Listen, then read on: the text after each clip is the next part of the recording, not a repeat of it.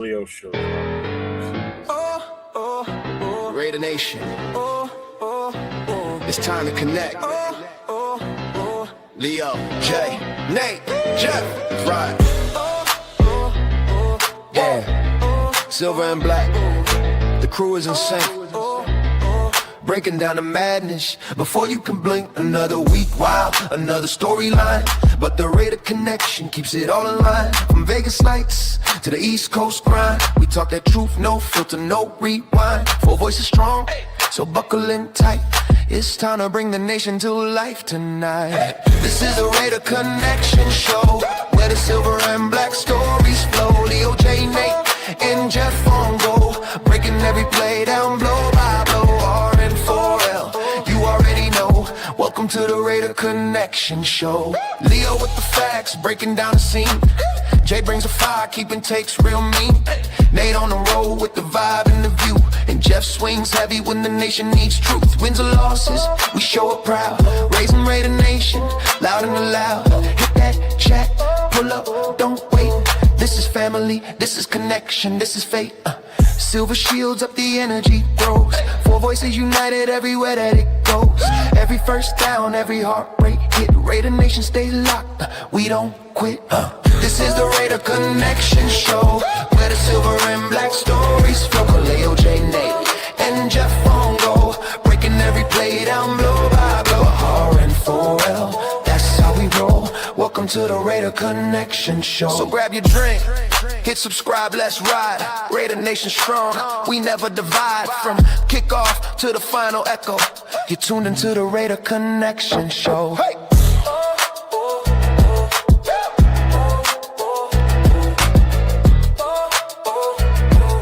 You're tuned into the Raider Connection Show. Welcome back, everybody, to the next edition of the Raider Connection. Along with myself, 401 Raider Jeff. I got my guy, LV Raider 10, next to me. And on the other end is Jay from JustRaidersBaby. And as you can see, we're missing a fourth. Leo will be not here tonight, possibly. Maybe he'll pop in. Who knows? So for now, you get the three of us. So what's up, guys? How you doing? Good. How are you, bro? What up, Jeff? Good. So Jay and I got on live the other day when our new coach got hired. So we did. We were on for about 2 hours. I mean, the whole press conference thing went on forever. But it was exciting. So Nate, this is the first time I've been able to talk to you since that happened. So I want to get your feeling on everything here. What's your take? Yeah, I mean, he was my first choice personally. I know you were a little skeptical until pen got to paper, but to me, it was kind of writing on the wall once we were out on all of the bigger head coaching candidates like Saleh and those guys kind of went early. And once I seen those guys already go and get jobs, I felt like, okay, I think we're gonna go all in on Klint Kubiak, and that's when he shot up to my top of my list. And I think the same thing happened with the Raiders, and I'm really excited. Obviously, we didn't get to see the best offensive performance out of the Seattle Seahawks in the Super Bowl, but his resume really speaks for this entire season that the Seahawks put on film, and I'm really excited to see what he can do with this Raiders offense and what we're hoping to be a good year this year. And Jay, I know like I said, you and I were on together for a while on Tuesday. You still in the same feeling? Obviously, I mean, that was fun. That actually was kind of fun. It was an enjoyable day. Yeah, it was a great day. We finally got our guy, and now we can go ahead and start the path forward, and get everything in order and do things. We continue in doing the things the right way, and you got to go ahead and tip your hat and give an applause to Spytek and Brady for doing this the right way. It took a while, but in the end, we got our guy, which is all that matters. So, the journey back to greatness started yesterday, and let's just keep this thing moving, and I'm excited to go ahead and hear the new faces, the announcements on the coaching hires that are going to happen, and looking forward towards free agency, then the draft. Yep. Yep. Yeah, I was extremely happy on Tuesday, so it was a good day. I like you and I said, and I said it last night with Leo. Um, it was great to see all those Raider greats come in for this press conference. It just added a different atmosphere to everything I felt too. Mhm. Like in all honesty, when was the last time you saw Howie Long in the building? I've You know? never seen Oliver Long. I don't Yeah, know what that. he's like one of the guys that are never there. Yeah, and when Yeah. I saw him walk up on the stage, I'm like, oh goddamn, Howie's there. I'm like, this is awesome. And then the fact that they did that post interview too, where they all sat down, with each former player or each Raider great one at a time, that was pretty cool too. Mhm. We were still live and talking, but I wasn't able to. I had to go back and rewatch some of it and everything. So that was actually pretty cool that they did that because I'd never seen them do that before either. You know. Yeah. Yeah. So let's hit the chat up. Let's see what we got with us. We've got Sacktown Mike's in the house. We have Bueno's in the house. Jason First Downs is here. MC Raid is in the house. What's up, MC? What up, MC? Robert Pena.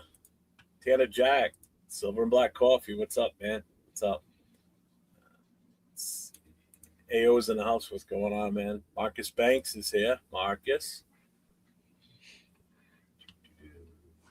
Marcus. It's you. God, yes. This. Rorschach's here. What's up, Rorschach? What's good, Rorschach? What did Jason say? I'm glad we got a coach who we targeted from the beginning. Oh, exactly. Rorschach, I'm here on this channel to show Nate love so I don't get fined. I know, dog. Yeah. Again, make sure you show the love. JustRaidersBaby in the house. I got something I'm going to play that JustRaidersBaby sent me. That was actually pretty cool. What's up, Raider Night? What's going on? Keep advantage. The game not good as the first time AC. AP was bad at it. I think the problem with AP was he just didn't have enough experience being around the coaching staff, to be honest with you. I think he's going to be fine when it comes to that. You guys feel different on that? Even Pete could do it. To be honest, I don't know about Jake, but I could barely hear you. I could barely hear him too. That was messed up, bro. I was like, what the fuck? Yeah, something's wrong with your mic, Jeff. Check. But I honestly, we didn't hear what you said. We were just going faint. I heard a couple of words, but I wasn't completely sure. How about now? Yeah, we can hear it now. Hello. Yeah. There you go. Yeah. So regarding Raider Knight's question or comment, what do you guys think about him with the clock management?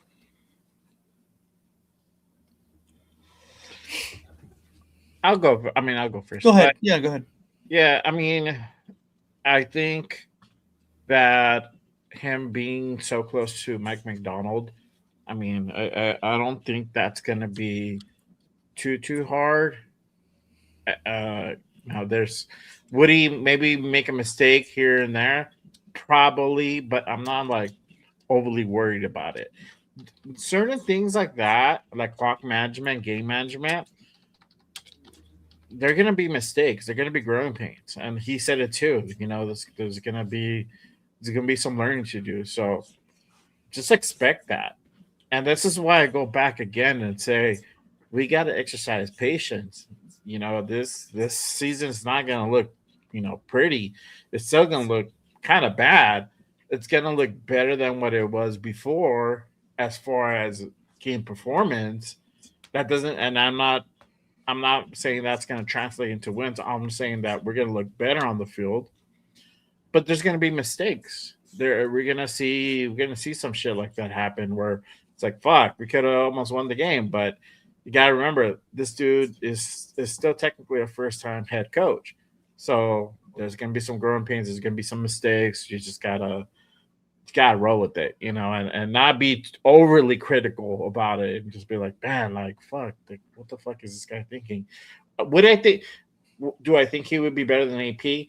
I think he would be better than AP because Kubiak again is just so close to what's going on the field. So and then he has to dial up certain plays for certain scenarios that happen, and so these are like scenarios from timeouts. When you're the linebacker coach, you're not worried about that too much. You're just worried about like your scheming and all that. With an offensive coordinator, it's like, okay, cool. What are we going to dial up on this play? What are we going to go ahead and dial up on if they do this? We're going to go ahead and call a timeout to see what they're, to show us what they're scheming. What are we going to go ahead and kind of run from that? So there are different things that he's probably used to, but now he's actually going to be like, oh, okay, bro, it's on you now to call it. But if he messes up here and there, it's just part of the thing. So, does my mic sound even better now? I can hear you better. Yeah. Okay. I think I realized what the problem was now. Did it like default to a different one? Yeah, because I can't tell you yet. You'll have to see. I think that new head coach is. Well, are you a Raider fan, Logan? Because it's Klint Kubiak. If you're not, I don't know who you're talking about. If he's on my channel, bro, look at the thumbnail. Kubiak has learned from the best coaches, his father, Gary. True. And that's why I say I think he'll be better at it than AP because he's got more time and experience around coaches. And like I said, even Pete Carroll last year was screwing it up too. So, yeah. What's up, Edgar? At least Kubiak has an excuse that he's new. That he's new. I still think he'll be all right. Yeah, I'm not overly worried about it.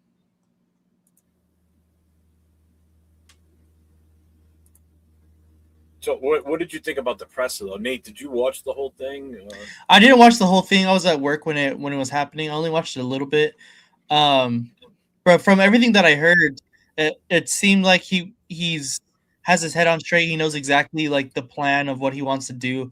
I heard the question if he has a short list of who he wants to bring over as coaches. He said he does. Obviously, he didn't give any specific names, but I think that's the biggest thing from here on forward is going to be who does he bring in as his offensive coordinator? Who does he bring in as his defensive coordinator? And how does he build out the rest of his staff? Behind his offensive genius, I think we have to get somebody on the defensive side of the ball that can be just as good as him. Well, I mean, I don't know if there is anybody as good as him off defensively, but it's just going to be really interesting to see who he brings over defensively and the connections that he has throughout the league and where they come from and so on. Yeah. What's up, D1 Jackson? What's going on, man? Welcome in. What's up, Elias? We are going to be better next year, hopefully. That was going to be the thing too. The next one is OC and DC, and look who's here. I'm going to add him to the stage. This is Leo. Leo, what's up? What's going on? Oh, went away. I brought up. So it makes it feel like he's on the show today. Wow. Come on. That's why, because my second camera, the mic was on it. I thought I didn't shut it off. That's why it was work. You can only hear me on that mic over there, so I had to shut it off. So it's a Leo's here with us. We watching. I know Jay, you were in the chat during the Severe and 805 show, and I know they asked the question, and I was thinking the same thing too when I was doing the banners for this. Which you think is the most important at this point? Is it OC or a DC? Personally, I think a DC is the priority right now because by default we've already got the OC with Kubiak there. So now, if we look at DC, who do you think are the odds-on favorite for that? I know there's teams kicked around, but yeah, if I had to put an odds-on favorite, it's probably going to be Carl Scott. He's probably going to most likely get the nod if he's able to go ahead and poach him from Seattle. and I think he's the DB coach over for the Seahawks currently. And if it's not him, um, possibly Gerard could be a possibility as well. I know everybody likes Jim Schwartz. The thing with Jim Schwartz that right now he has to deal with the Browns and his coaching rights, right? And he's already asked to be released from his coaching rights. I don't think they're going to go ahead and necessarily do it, but that's kind of where they're at. He resigned over a week ago, so he's not in the building anymore. He doesn't want to go back, but for whatever reason, Browns want to go ahead and not let him go out to the market. So we have to kind of figure that part out. And if somebody wants to go ahead and hire him, that's going to require some type of compensation, whether it's monetary or whether it's draft capital. And obviously, in the situation when it's not ideal for us to go ahead and give up draft capital for even though it's Jim Schwartz still. E.G. Rivera is another one that's the name of this that's been also floated around. We'll see what happens, but it probably is going to be Carl Scott. If for whatever reason they're able to go ahead and kind of poach him away, and it's just the familiarity with having a guy like that at disposal. Everybody he would come from the Mike McDonald tree that just won the Super Bowl, so you have that. Or the current defensive coordinator for the Seahawks, that could be another possibility as well. So yeah, there's some names to kind of look out for. But it'd be great if we get Shorts in the building. I mean, we'll have something for sure. It's just that there's a lot to work out for that to happen, and I know that's the one because I see it in the chats all the time. People are calling for that name, but again, there's so much involved in that. Just real quick, Elias and Logan, I see both your questions. We are going to address those. That is part of what we're going to discuss tonight, so we will get to that. But like Raider said here, if Browns don't want to burn their bridges too, they should just release the rights. To be honest with you, but I don't see that. Rorschach. That's his Instagram profile pic. Shout out to Rorschach, bro. Damn, that legal picture looks scary, like a supervillain, like Lex Luthor. Oh man, that's cold-blooded. And right tonight, I did see the video. Actually, I was going to play that too. That's one of the things I was going to pull up on the screen.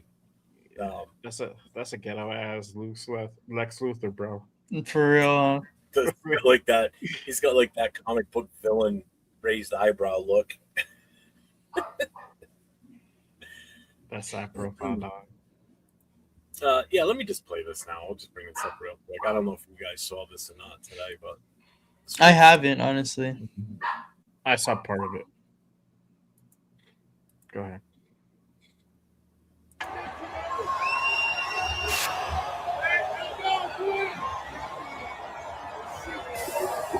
Look at this.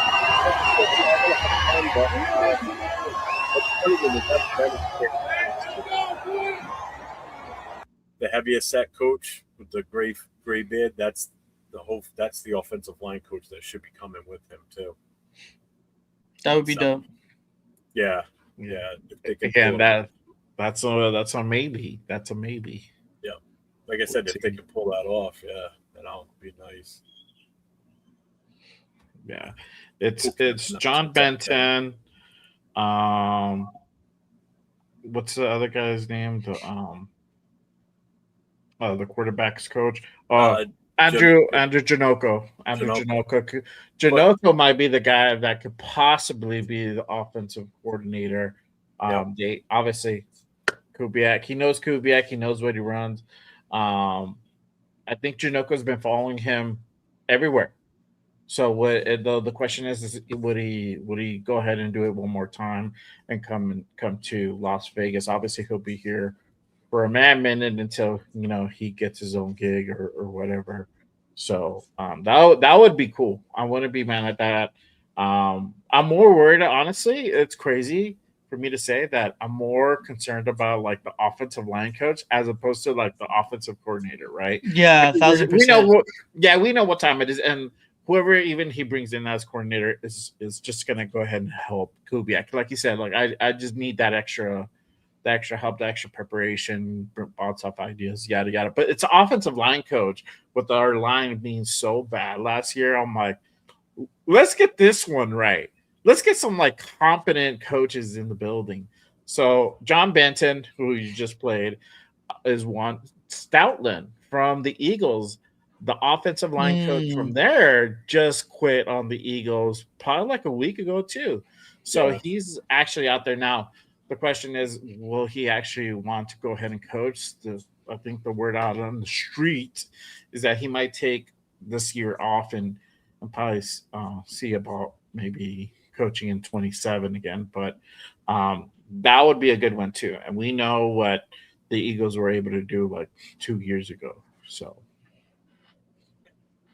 His eyebrows are stressing him out. What's up, Darren? This is all news, but I loved how Kubiak talked about the old Raiders and that Raider attitude. We need that attitude back. It was very relaxed up there. I will say that. Very. Very relaxed. It looked like a normal press conference. You know, like the you go back to the McDaniel one. That was just such an uncomfortable watching that presser. You know. It was a little bit awkward, I remember, because he asked Mark Davis asked him if whether it was a fumble or not. Oh yeah. Like fuck, nah, you gotta you straight up address the elephant in the room. You know. So yeah, Well, and I agree with you, Jay. As far as the most important thing, I think is also the offensive line coach that's going to come in here because of how pitiful it was last year. You know, are we completely void of talent on the offensive line? I don't really think so.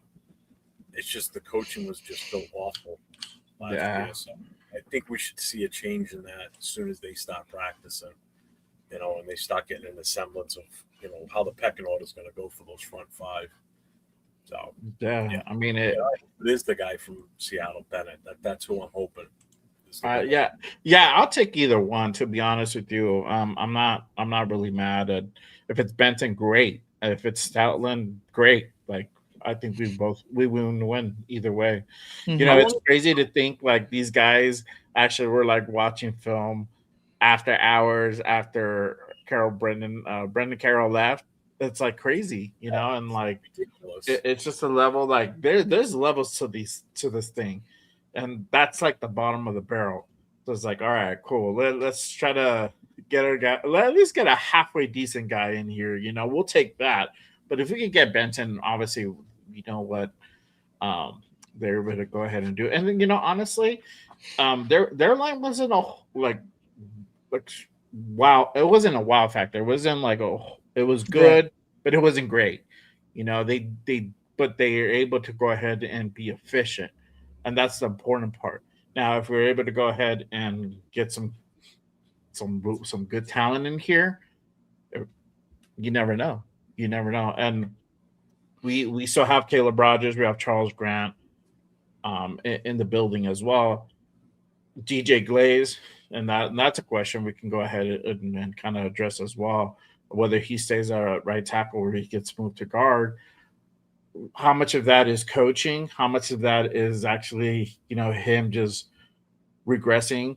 You know, I think it's a combination of both. I think it could be fixed.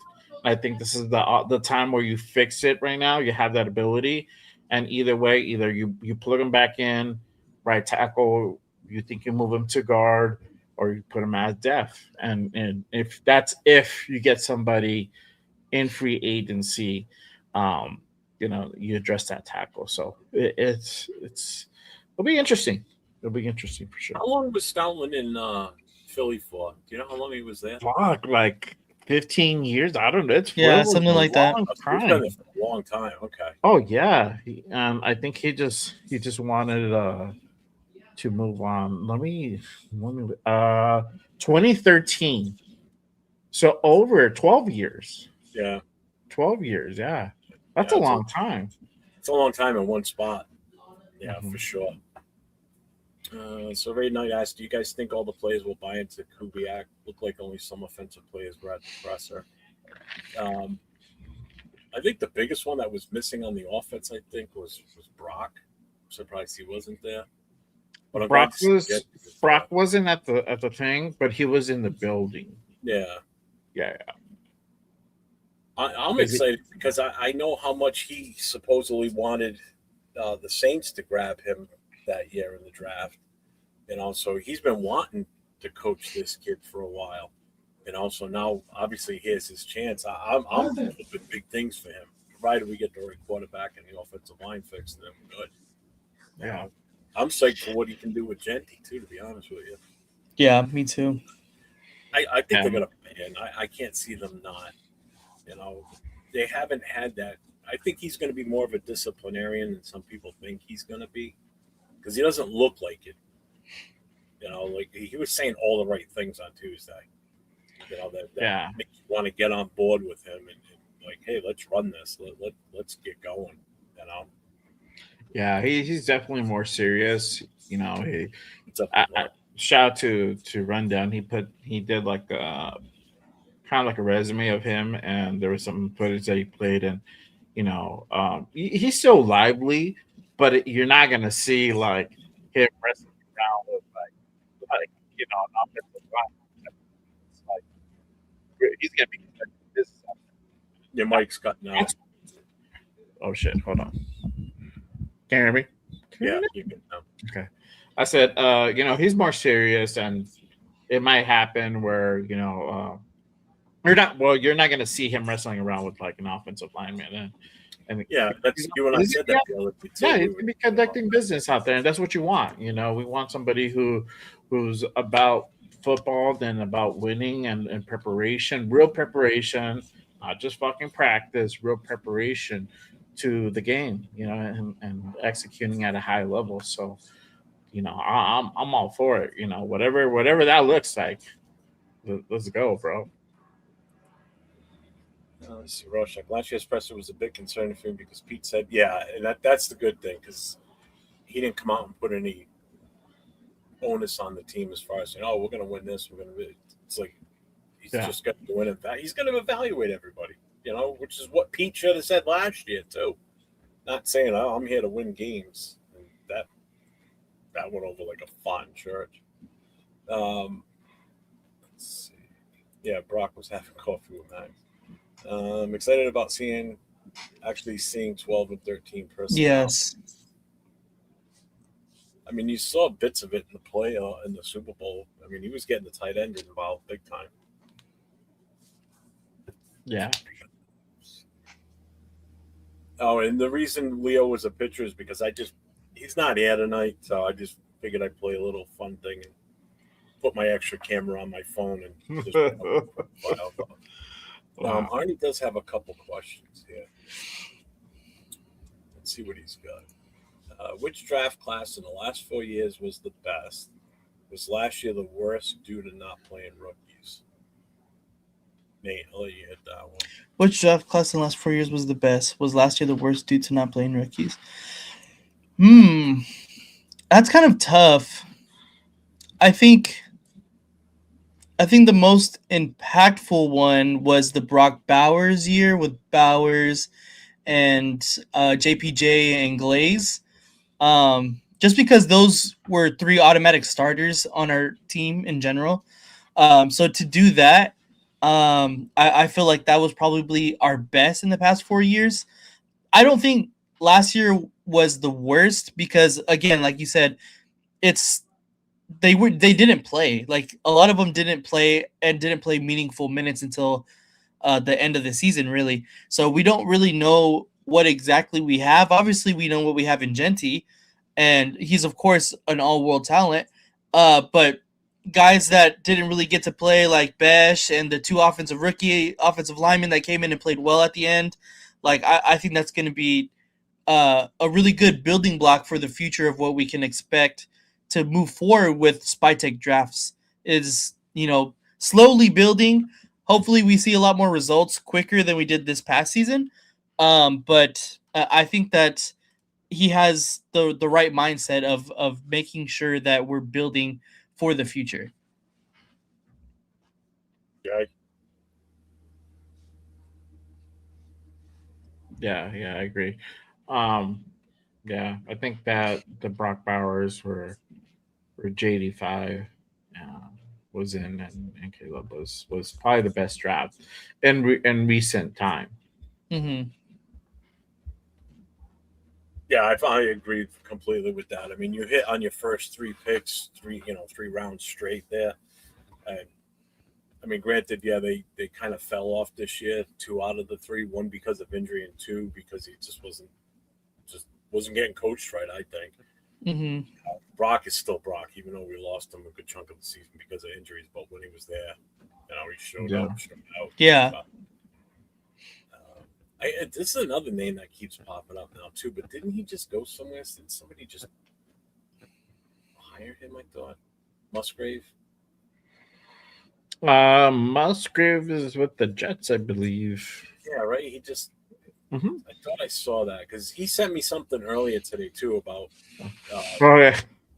So I think I know what he sent you, but I don't. I honestly don't know, but I assume because it's kind of out there in social media that supposedly one of the landing spots, aside from us, for our old friend Derek Carr would be the Jets, and a Oh, reunion with right. Musgrave could That's what possibly it was. happen. Is that the one? No, he sent me something different, but I did read about that too. I did see something come up today Yeah, on it. I'm like, good. Take him. Yeah, Take just him. get him away from here so people stop talking. I'm good on that. I'm good. Let them go ahead and waste money and waste draft capital on Derek Carr. Go ahead, please do it. Let's see. I'm All I thought was coaching, and more coaching. Yeah, true. Nobody's going to disagree with that one.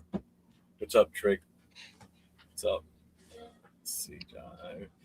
I'd be real. I thought Bowers went to pack Max's stuff, send him out the door when Kubiak said, "Where's Bowers?" Let's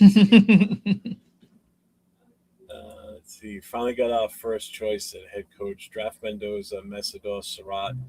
Stay patient, stay calm, let Kubiak cook. I've been seeing a lot of that, people in their mock drafts. If you watch any mock drafts that come up on Facebook or any other socials, that people are taking Mendoza. They're going for the center, Cogden from Indiana. And I see them grabbing both wide receivers from Indiana. It's like, we're going to be the Vegas Hoosiers. Yeah.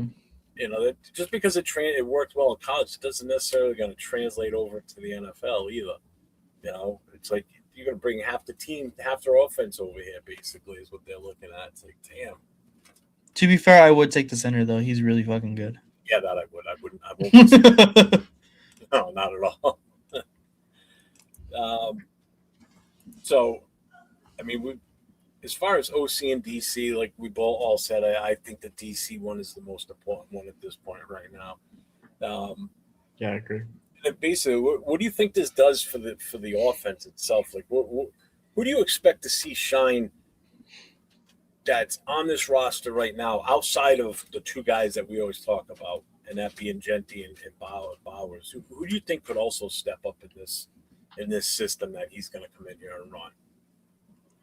Nate, you can go first on that one. Honestly, in my opinion, I think it's the inclusion. If you watch a lot of Seattle Seahawks football, is the inclusion of every single tight end in their system. That was Arroyo, Barner.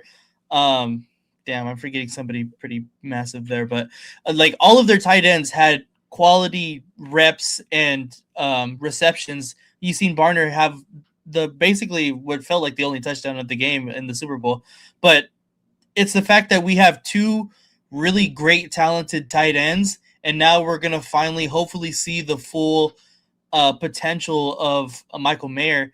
I think that it's gonna be. We've been saying it this whole time since Josh McDaniels, that he's gonna run more 12 personnel, more 13 personnel, get both tight ends out there, but we haven't really seen it.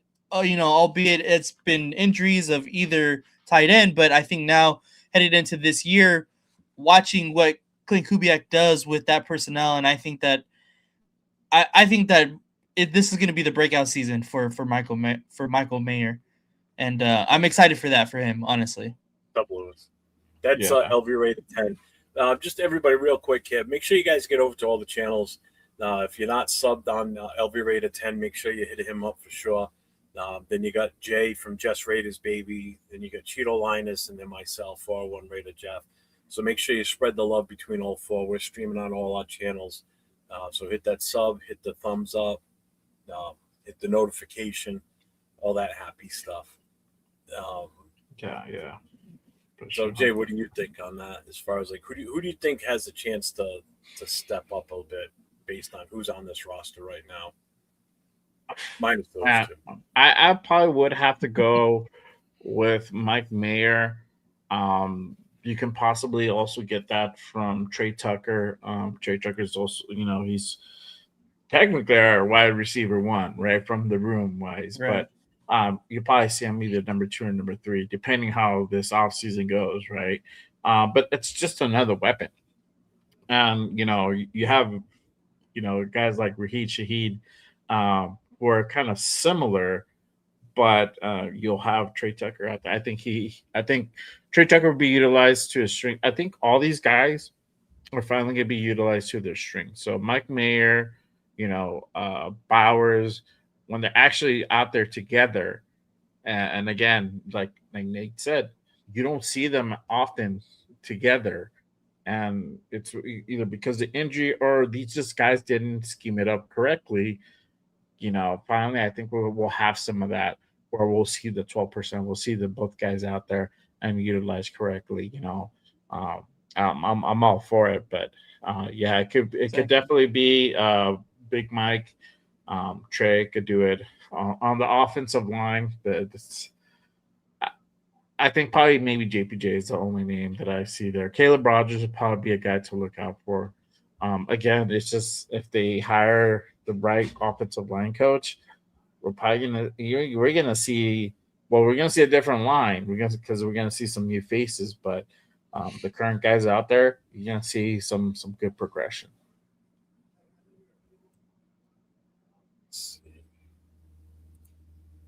Leo clearance special by Mendoza jersey. Get free Wilson Smith or AOC jersey today. Let's see. He says Lau and Tonka are going to have a breakout season on defense. I like that idea. I do too. I really like what Jonah Lau did last season. He came on. He came on as the season went on. So I'm impressed with what I saw from him. Let's see. Yeah. Also, I think Raiders should draft the number 1 wide receiver from Indiana. See, it's the same thing still. I guess we can just jump right into this part then. We kind of covered this, the Bowers and Genty impact. I think we kind of got an idea on how much he's gonna use both of those guys. He's gonna cook with them. He's excited to get a hold of Genty, and he's obviously ecstatic that he's gonna get to coach Brock Bowers. The sky's the limit on both of these guys next year, provided we get that O-line fixed. We do need another running back, though. We definitely need a change of pace back there. Yeah. So I want to give him a breather because right now we got 3 guys in the room. That's Genty, Collier, and Lave, and that's it right now. So we definitely need that. So, Jay, I'm going to turn it over to you here on the latest Max Crosby rumor. Basically what you discussed before we started tonight. So this is going to address one of those questions earlier about Max. So go ahead. And I'm going to go ahead and put this up, and I'll read it if you want to go ahead and add it to the thing. So there's the latest Max Crosby rumor to go ahead and come out. Again, a story that hit up today, basically stating that there's some relationship ending that has to happen now between Max Crosby, Tom Brady, and Alex Guerrero, which I believe he's like the Raiders wellness, strength and wellness coach, something like that. He has like kind of a little bit of a weird title, but this report, this is something that Albert Breer posted as well. They kind of alludes to basically what happened towards the final two games or the final couple games of the season where they shut down Max. And again, this is from Albert Breer. I quote: "There's a lot of fence mending that needs to be going on if the Raiders are going to go ahead. The Raiders are going to hang on to Max Crosby." Breer said, "It all goes all the way to the top of the organization with Tom Brady and Alex Guerrero. The way the communication happened with the injury in December left mark. This is a guy incredibly loyal to the Raiders organization, wanted to spend his entire career there, and is loyal to Mark Davis as well. Now he feels betrayed, and I think this is where this is. I think that there is this feeling. I'm 20 years old. They didn't do right by me, so it's not time for me to find a way to win." Guerrero, Brady's longtime trainer, joined the former Patriots quarterback in Vegas as there you go, wellness coordinator. Um, and he's partially responsible for Crosby wanting a fresh start somewhere else. Greer. And again, it's a quote saying he was part of the communicating. He was part of communicating the Raiders' decision, why they made the decision to shut him down in December, which really angered Max. I believe the day was the 23rd of December when they had some scans done, and the Raiders basically told them after the scans, "We're going to go shut you down for the season." So it says Max had suspicion that they were going to go ahead and do it to tank as well because we're on the cusp of walking in the number one pick. But the communication got fouled up. A lot of people in that building report to Alex Guerrero. Now Alex is seen as the eyes and ears of Tom Brady internally, so there's some fence mending that would have to happen there. So basically, to me, what this is saying, and again, you guys, everybody can form their own opinion, but he is saying because the way that the Raiders shut Max Crosby down for the last few games of the season, this is why Max wants out. And again, even Breer says a guy that's loyal to Mark Davis, loyal to the organization, because of them shutting him down, he feels betrayed, and that's why he wants out. I don't know, but when I hear that, to me, I'm just like, what are you talking about? Like, are you really saying that he's so upset, he's so pissed off, he's so butthurt because they shut him down 2 games before the season ended, that now he's going to go ahead and request a trade? It doesn't make a whole lot of sense, to be honest with you. And mind you, this is not the first time that Max Crosby gets shut down early. This happened the year prior too. So, and Max was still here.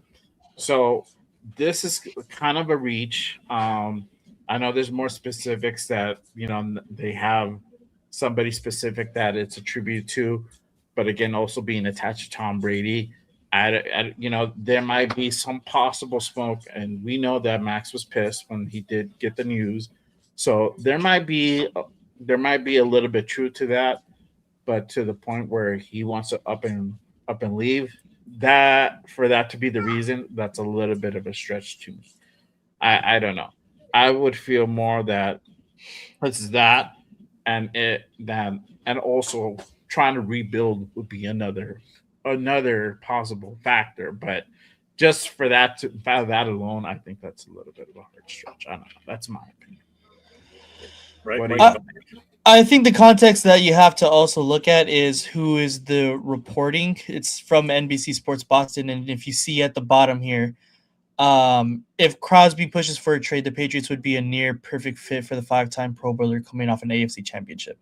I think this is propaganda wanting to get Max Crosby, trying to push some kind of narrative that Max Crosby wants out because they had similar situations with Alex Guerrero in the Patriots building, and they understand that Guerrero and Brady aren't, kind of willing to get off of their own. They do their own regimen, and that's not always best for the team aspect.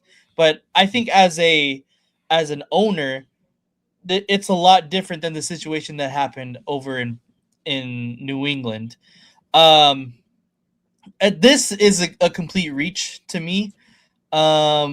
It's kind of going based off of what Jay Glazer had said, because Max was upset that he got shut down, and then of course, after that he's going to be upset and confide in Jay Glazer or whoever it had been, and then they just kind of take the narrative from there.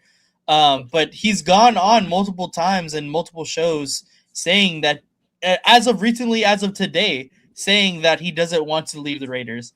So to me, that it's not anything other than, it's off season.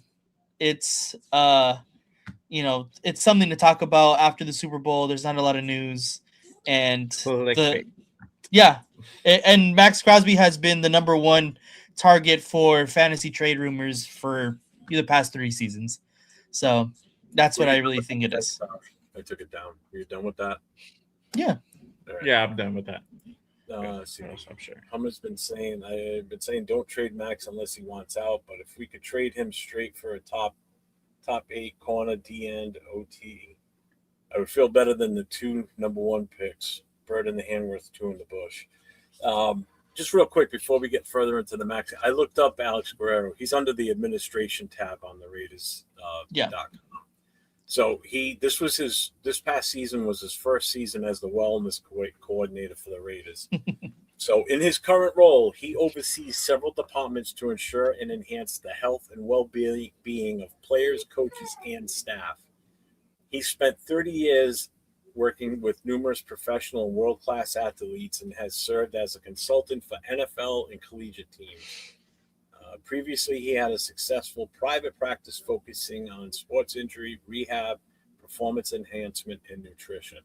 So, I mean, the guy's definitely been around a long time in that profession. So, I mean, it's not like he's some second-year guy out of college working for the team. So, this is a guy with a lot of experience that knows right from wrong when it comes to players' health and what's probably best for the player. Because you got to remember, players don't want to hear that they need to be sad. So I get why Max is.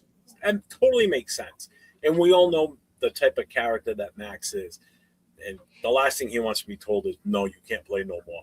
You know? But when they're looking out, you got to remember, these players are a monetary investment for the team. So what good is he if he keeps playing, injures it even more, and then he's out for games going into next season? So the smart thing was to shut him down. Well, obviously Max didn't like that. But it's like you got to look at long term. I mean, look at some of these guys that played in the 60s and 70s and even into the 80s that are still alive now. Some of them barely even walk. They didn't have any of this shit back then.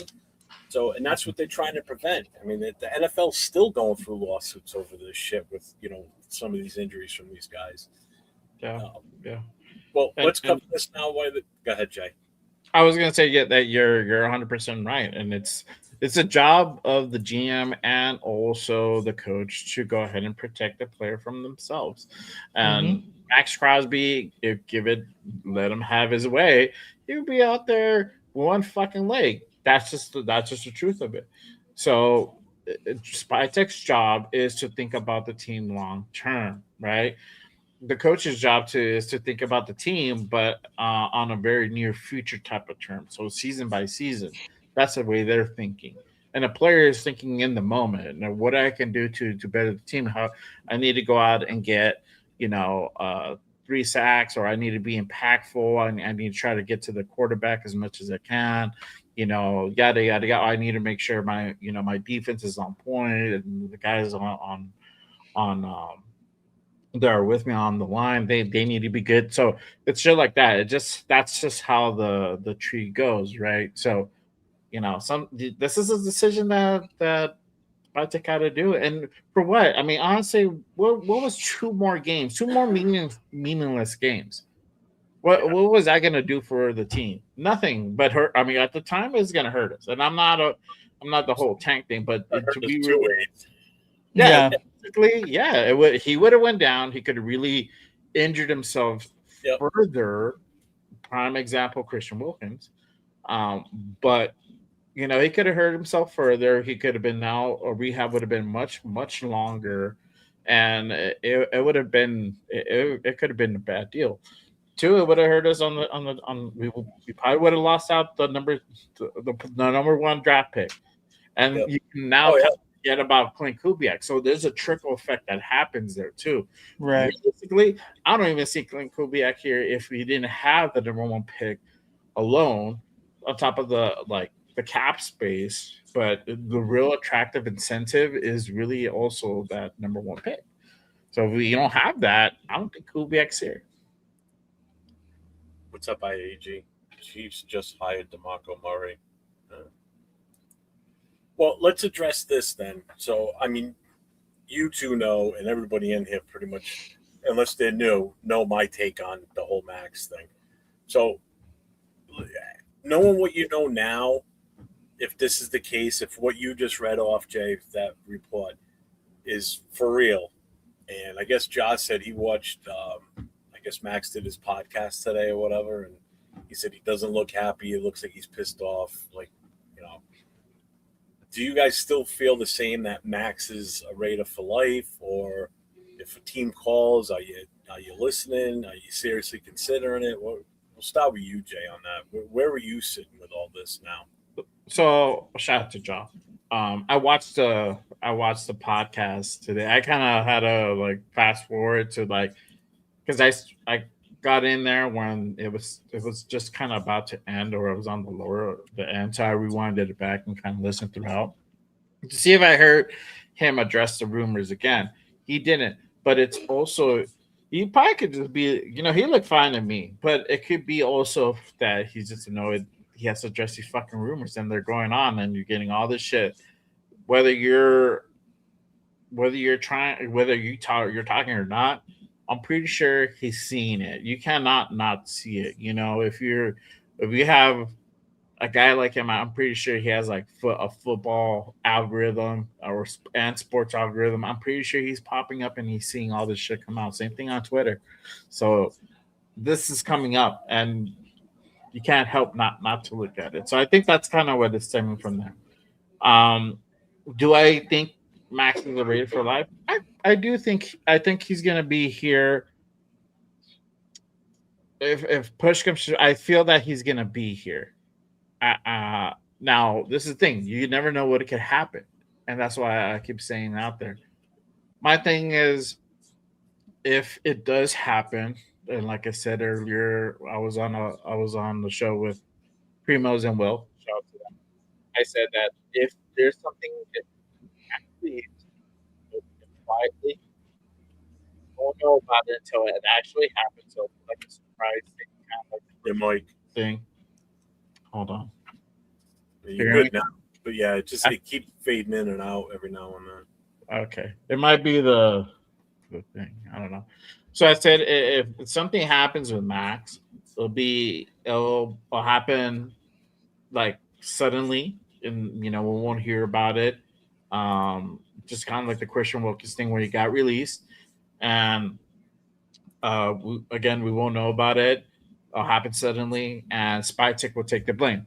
But it'll be because Max wanted to, or Max signed off on it, and that's a big if, right? And because obviously Max wants to go ahead and save face with us, and that's cool. I get it, and I'm pretty sure Spytek wouldn't mind being the villain in this story. That's if it does happen. Now, this is a thing with a trade like that. We're not going to get as much as people think. We're not going to. I saw Arnie post I can't wait to see what Spytek's going to do with 3 first rounders. We're not going to get 3 first rounders. For Max, we'll probably get a first round pick for sure, and a second. And I think that's kind of the way it goes. You maybe a little compensation. Maybe you can go ahead and fleece a third. Maybe if on the high end, a first and 2 seconds. But if you really fleece somebody, you could possibly get the 2 first. But I think that's as much as you get. Realistically, and kind of what I've been seeing out there, it's realistically like first and a second, the going rate for Max. Like I said, I think yesterday on your Notorious show, put that out there as well. So I don't know. I just think it's not gonna. Is it gonna fast track our rebuild? Yes, it will. Not a whole lot, but it will, because now you can get that.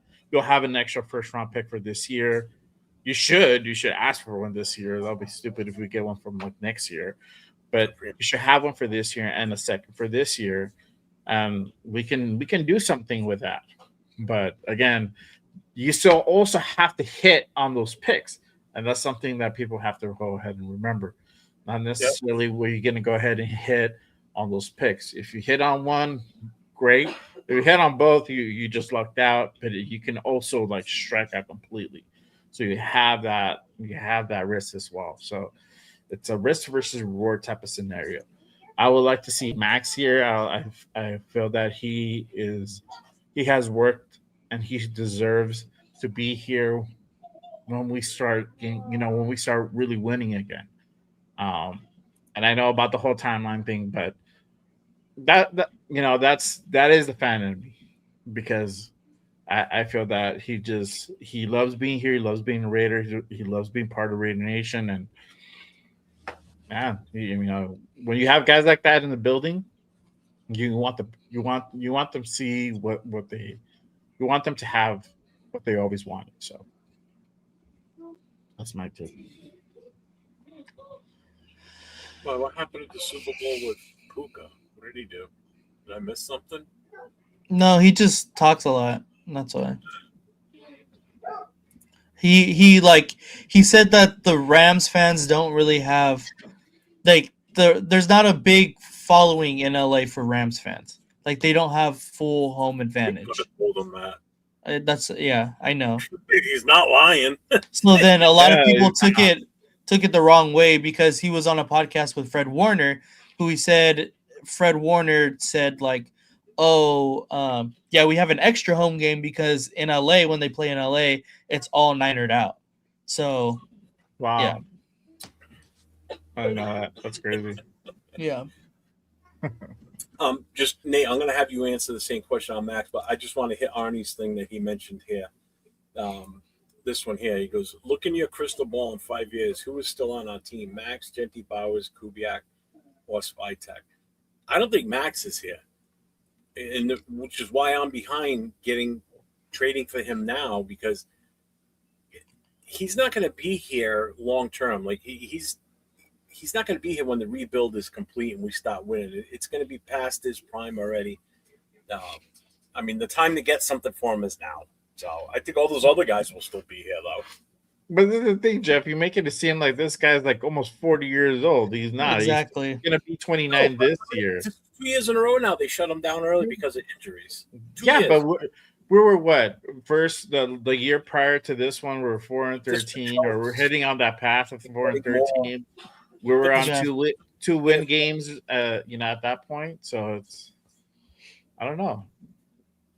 I feel that he will be here. I think I can agree with you, because, and I know what you said before. I can agree with you, like the effectiveness of him being here, because he'll be a little bit older, probably around like early 30s, 31, maybe 32. That then I can see that, but he'll probably, if he doesn't get traded, bro, honestly, he's not going anywhere. He's not. So it's either happens now or it doesn't happen. Well, I should say it's got to be this year. This is the year you're going to get the most for him. Arnie says, other than Garrett, is Crosby really the second best defensive end in the league? I don't even think he's in the top 5 right now. To me, he's 4th, probably. That's even putting him a little high. I mean, I'm not saying he's not good, but there's still some that are better than him right now. And some of them are even younger. Myles Garrett, for sure. Yeah. TJ Watt, Micah, and then Max. You don't think there's anyone else better than it? Yeah, so that puts him 4. Okay. Yeah, 4. What about what's his name from Aiden Hutchinson? No. Nick Bosa gets hurt too much. So that would be ahead of him. Nick Bosa gets hurt way too much. No, Hutchinson. Bosa. Hutchinson, no. That's it. Maybe Will Anderson. That's who You can maybe convince me of Will Anderson, but as of right now, I still take Max.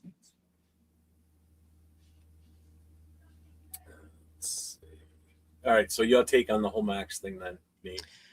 Where are you sitting with that now? Yeah, to me, I think that I'm right with Jay on the value that we could possibly get back if we do trade Max, which is a first for sure, and then maybe a second plus. But I think if that's the return you get, that he's more valuable to us than those picks are, because of the influence that he has as a Raider in the community, just in total. Rather than a first and a second that could possibly turn into Max Crosby. I think that to me, I don't see them trading Max Crosby. And to also kind of hit on Arnie's question earlier that you were pertaining to right now on the crystal ball of 5 years, I think he is a Raider in 5 years. I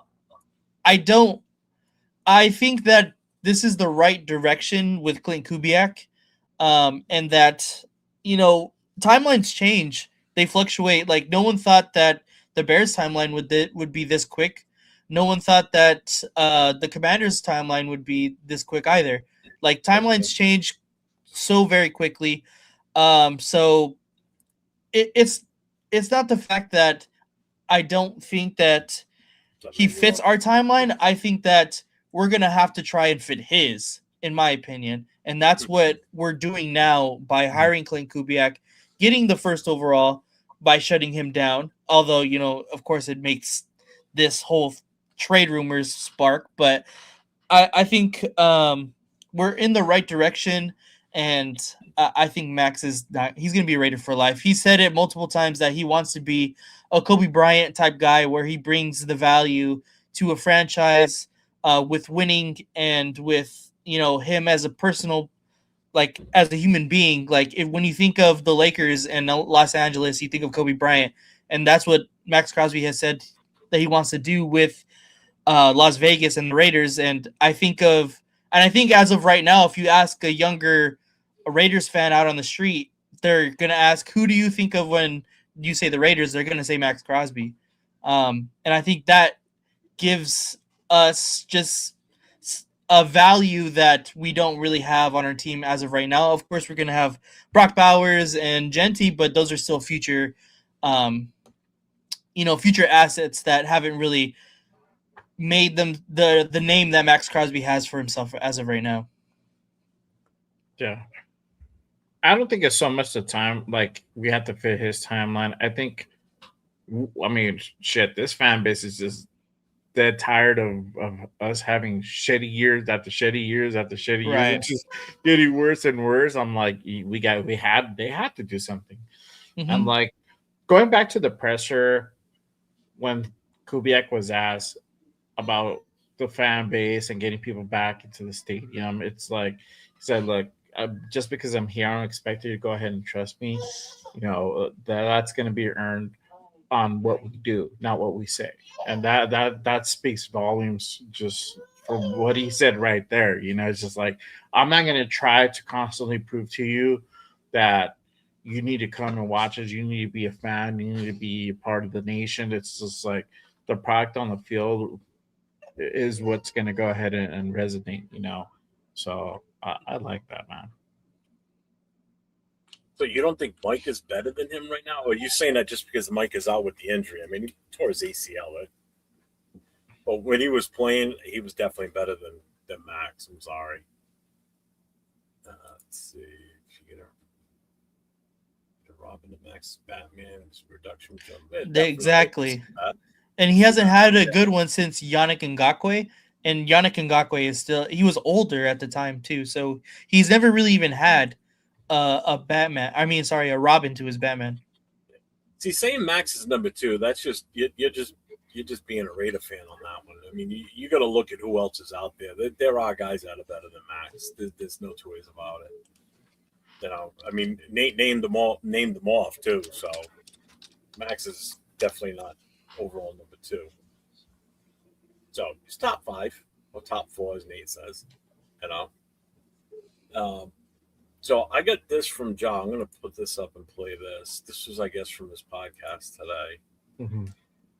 He's a well-established coach. You know, obviously, the success he's had, you know, it runs in the family as well. You know, he's a kid that grew up, you know, watching his dad had a lot of success as an NFL coach. Some of those teams are some of my favorite teams to watch with J.J. Watt and Arian Foster back in the day. Dope ass teams. But yeah, he's got a great lineage of people that he's been around. He's, you know, he runs a great system, and you know, he's had a lot of success, you know, being a coordinator. You've seen what he's done for Sam Darnold. He's maxed out. I wouldn't say maxed out, but he's brought the best out of a lot of his players. Like we talked about, like getting, you know, putting players in positions to, you know, max out is their full potential. And I think he does a good job of that. So, yeah, you know, it's you got to give him the credit, man. You know, nowadays in the league, there's a lot of, you know, there's always trends and things that are going on throughout.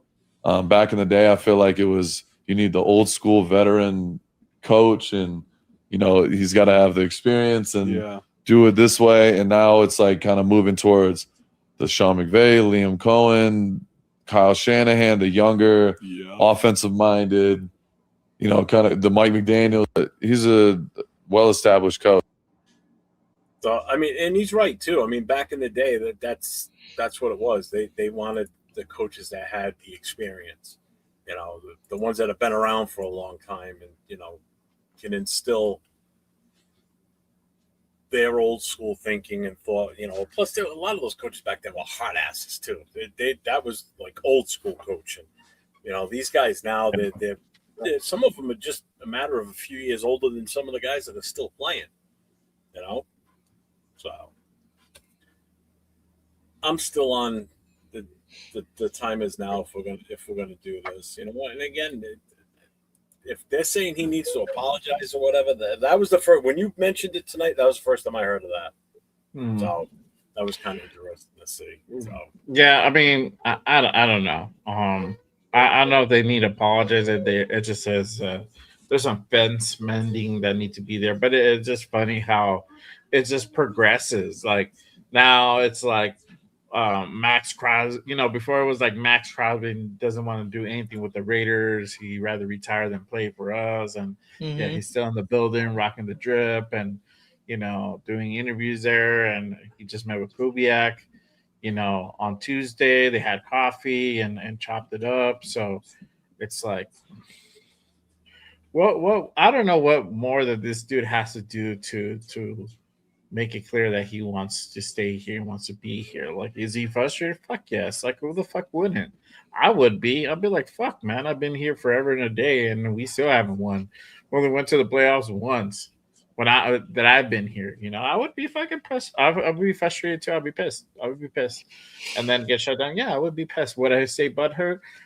You know, I don't know. I'd probably have feelings about it. I probably wouldn't be happy about it, but at the end of the day, it's like, look, he knows he just said what Kubiak is all about, what he's done. He knows that history. So it's like, okay, cool. Now we got a dude.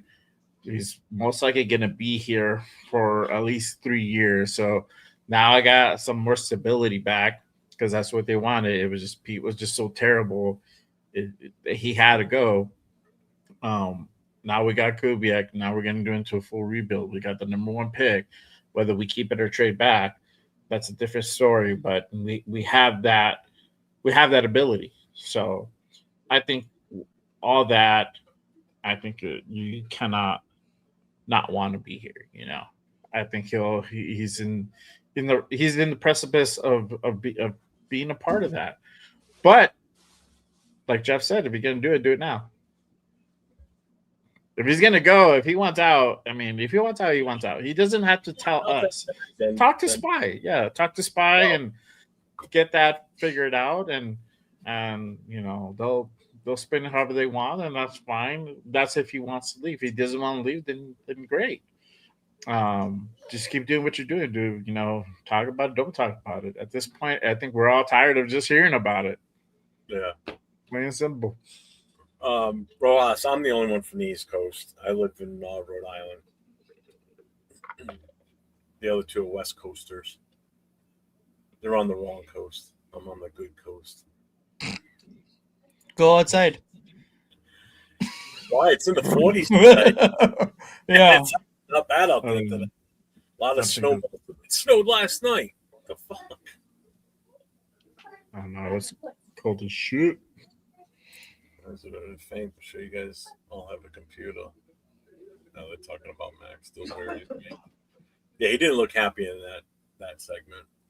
But whatever. Yeah, but it's just like it's that there's an elephant in the room, and it's about the trade rumors. It's like, fuck, dude. Like, he has to now. He's having to dress up like 3 times a year. Yeah. It's gotten to that point. I would be fucking tired of him. Like, fuck this shit.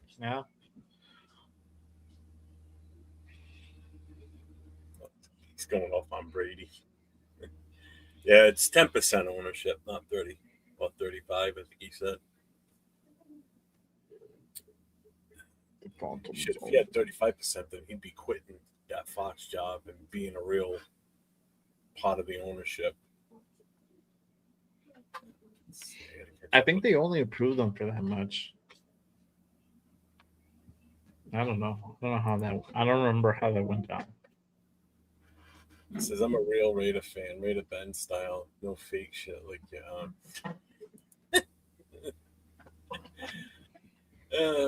no argument for me on that one. I feel like calling you right now to chime in, but I don't want to disrupt the flow.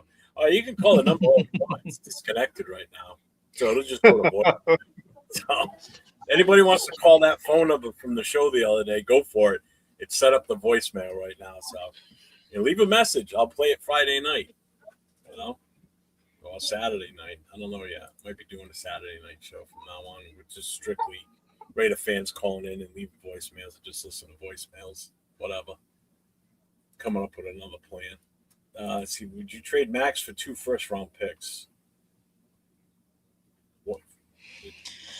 It depends. It wouldn't have to be like it would have to be higher first round picks to get the true value that I think that Max holds. If it's like the 32nd and whoever, like if it's the Seahawks, we get the 32nd and then we trade for their next year's first. Like we're kind of expecting them to be good. So it's not going to have a really high value. It just wouldn't make sense. I agree. Yeah, I wouldn't. I would do it for 3.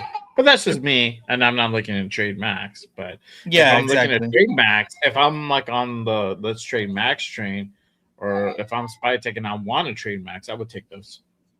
Or if somebody calls, yeah, because that's probably the best you're going to be able to go ahead and get, realistically. But no, I won't. Hey, like if Cleveland calls, I'll take their first this year and their first next year because they're going to be bums again next year too. You want a team that's going to be in the top 10. That's how I look at it. You're going to give Myles Garrett Max Crosby and still not win. Holy so shit. that makes a whole lot of sense, they put an offense together, so what does it matter? Yeah, it'll be the same thing as him. Like it'll be the same thing as staying here. Like they wouldn't be able to go ahead and really win. They don't have no real offense, bro. So, and this is the thing. I feel like if there's a trade that happens, he'll go to a more contender, a team that's like a piece away, like a Max Crosby away from like winning it, and that's going to be a lower first round pick. Yeah, you're not going to get a number 10. You're going to get like a 26 or something like that.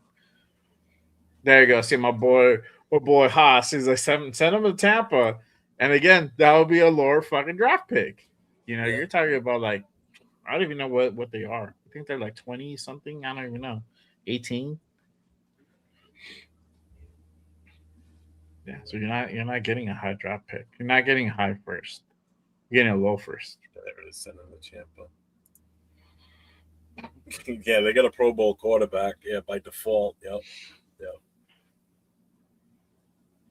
By default.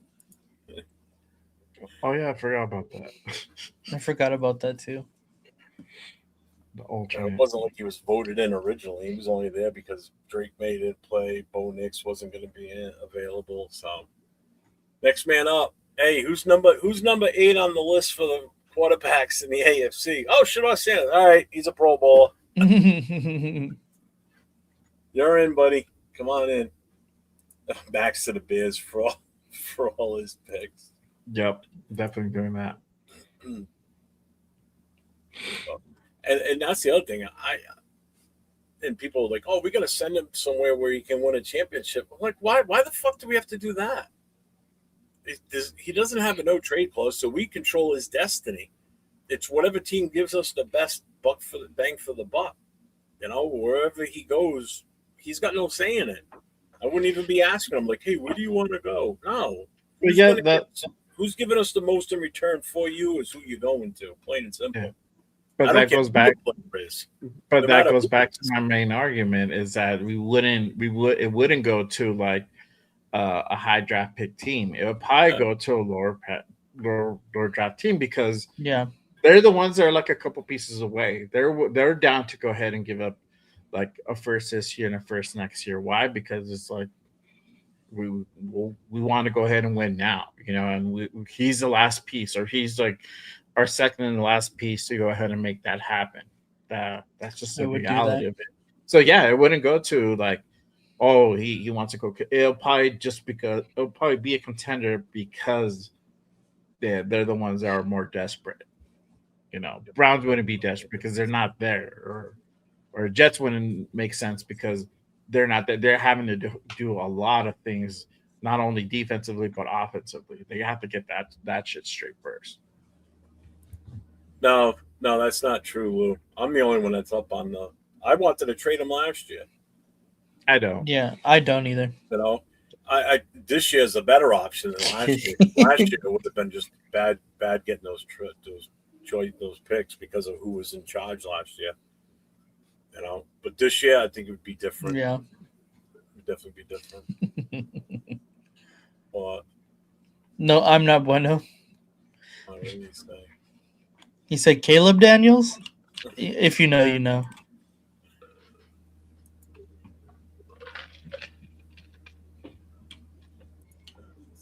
Drafting Mendoza or not drafting. Yeah, so far behind, it doesn't matter. That's on me. What's your take on Mendoza? Has it changed any since last week? Oh man, we're gonna have a whole 2-hour show. He opened up he threw the grenade in the room, bro. I just did. I just turned on the buzzsaw. Frag out. Run the gauntlet. Let's go. Frag out. Oh, for real. Is it just me or the quality of teams been bad the last 2 seasons? I don't know. Do you see that? Quality of teams being bad? Is it because teams that are coming out of nowhere and winning successfully and making it deep in the playoffs? Is that maybe why? Well, I think last season's Eagles team had depth every single position. Like they were good all around. So I don't think that's completely true. Maybe just this year because like who really predicted the Seahawks were going to win the Super Bowl or the Patriots would get to the Super Bowl. Like no one really thought that. I didn't even think the Seahawks were going to make the playoffs. I didn't think the Patriots were going to win more than 4, maybe 5 games. That team right there completely shocked. That's the biggest shock to me this season. Not even the Bears. Not even the Bears. For some reason, the Bears didn't surprise me. The Patriots one surprised me because I think it's because you and I both saw them live that first game, and I just thought like, all right, well, if we beat them as bad as and dysfunctional as we were with our offensive line going into the start of the season, then I don't see the Patriots being that great this year. And then bang, they just ran it. They ran it, But they did have an easy schedule. Easy schedule. Yeah, they did, and that's why you had Will Campbell and I forgot the other guy, the guard, have success majority of the season until the playoffs where they actually started playing some really good teams and like, oh shit, Like this is a different thing here, and that's why you had to perform the Super Bowl Campbell on Super Bowl at the Super Bowl. It's You just treat you only get so far Is with your that rookie. is that true, Joe? Derek Carr predicted Patriots Seahawks Super Bowl in September. Did he That's really? that would be crazy. I need you gotta send me that, bro. Yeah, I Alright, kept saying well, Bills. So Bills Raider Rams. Knight says, why was Spy and Coop saying they need to evaluate Mendoza? All right. So they did come out and ask Kubiak what he thought about Mendoza. And his answer was basically plain and simple, and it makes sense. You know, he even said himself, he goes, I watched one game. He says, I watched the championship game. So here's a guy, he's an offensive coordinator. He's got shit that needs to do with his team. He doesn't have time to start evaluating. That's what your scouting department's for. They put that shit together, and then you look at it when you get a chance, basically. So he was in a mindset of, coaching the team and running the offense for the entire season. And once the playoffs started, or getting close to the end of the play, you can forget him watching college film. He's got to get ready for the teams he has to play each week. He doesn't have time for that. Now he's got to go full speed and review as much as he can to get up to speed with what he sees in Mendoza, and if it's something he can work with. Because again, he may not want him. We don't know.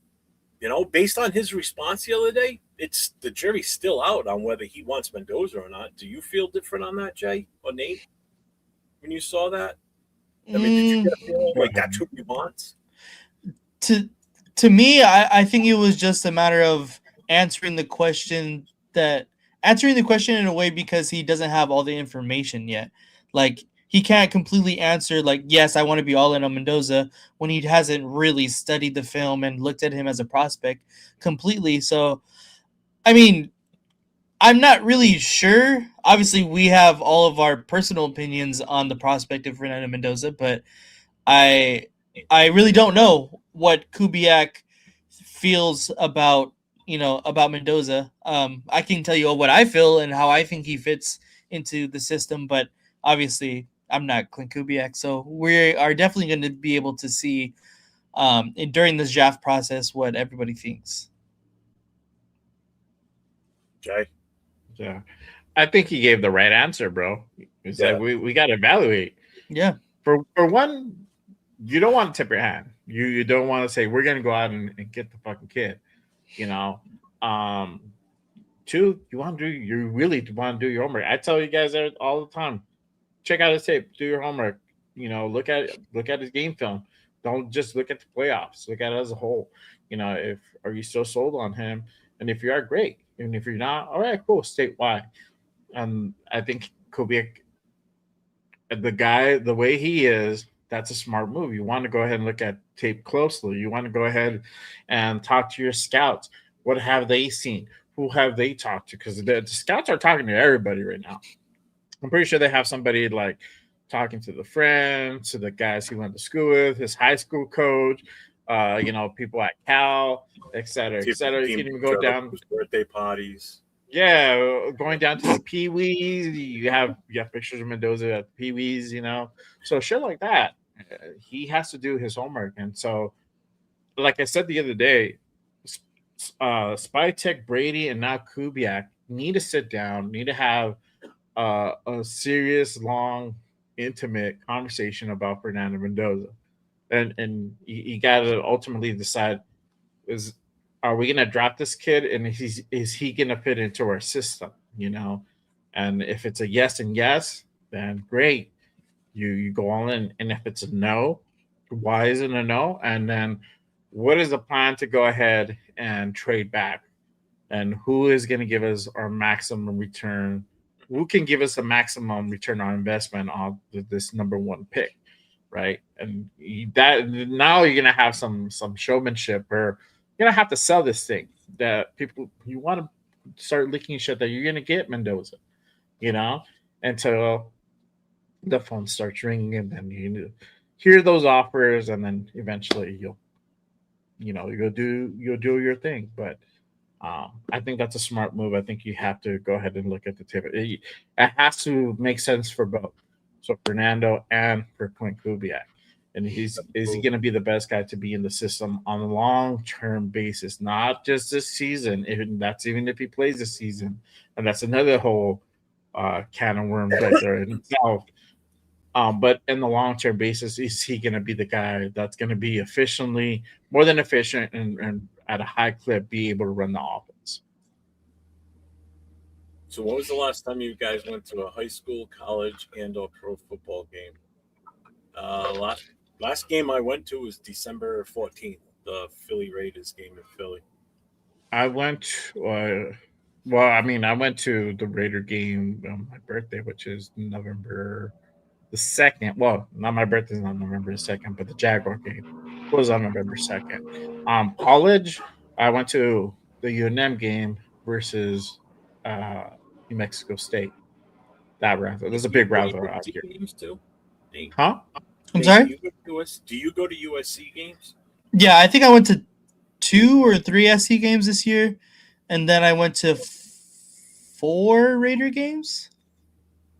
I think I went to 4 Raider games this year. Yeah, you came here to New England. Yeah, here, You were LA. LA. I went to Raiders Giants, and technically I was there for Raiders Cowboys. Yeah, You were in the area. I was literally a block away from the stadium. So Yeah, see, in the area. but no high school games this year. Yeah, I didn't go to any high school games this year. Besides the college games around me, I'm in Rhode Island. The college games around here. Actually, Bryant's not bad. Bryant University is actually pretty You have decent. UConn, don't you? Huh? Don't you have UConn? like UConn? UConn's- Yeah. That's like a 2-3 hour ride. Really?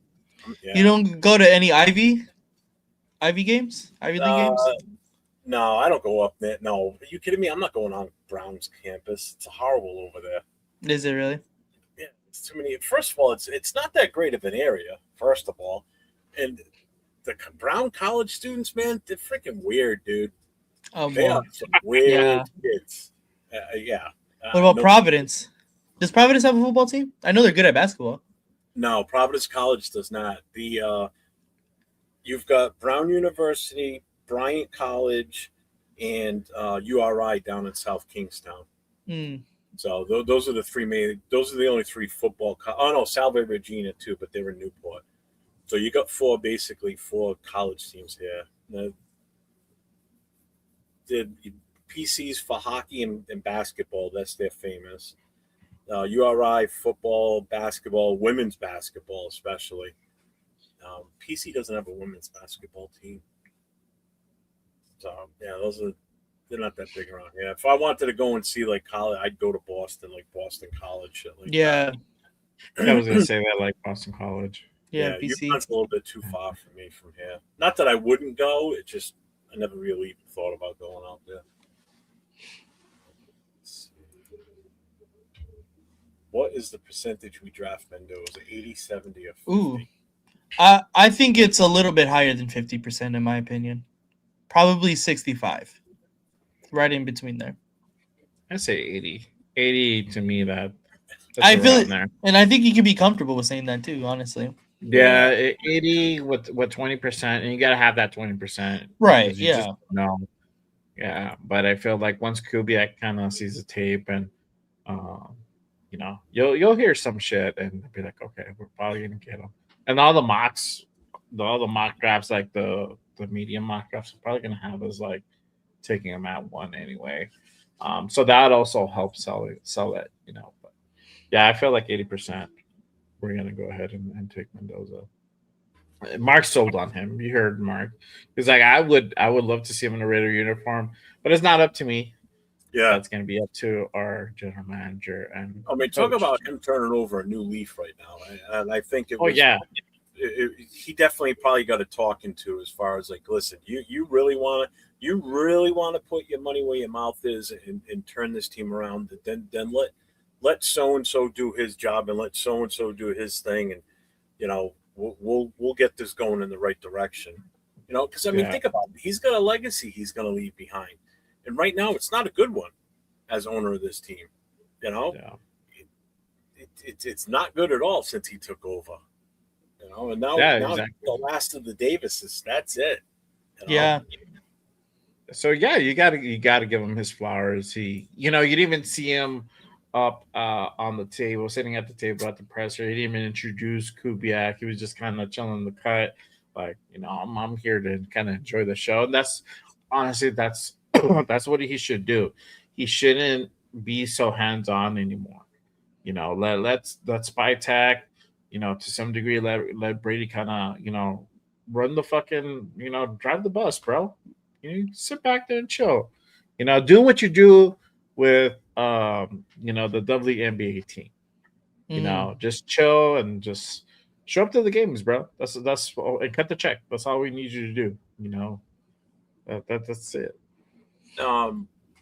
I think if everything goes right and Kubiak is here for the full 5 years and this team is turned around and going in the right direction and we're winning consistently and we're making playoff runs and everything, that's going to have a huge impact on Mark's legacy. He's going to be known as the guy that turned the team around after, almost 15 years of god-awful, ownership and bad decision after bad decision, So,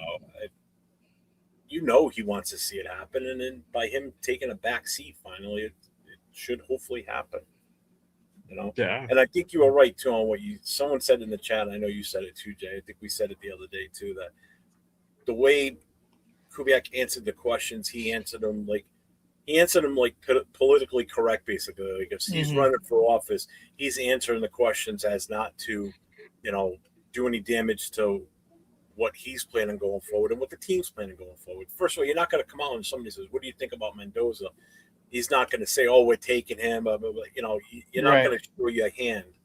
You're going to keep that shit close to the vest. And I think he was truthful when he said that he only watched that one game. And I get it. These guys don't have time to watch these college games. They're of course, on their own personal games.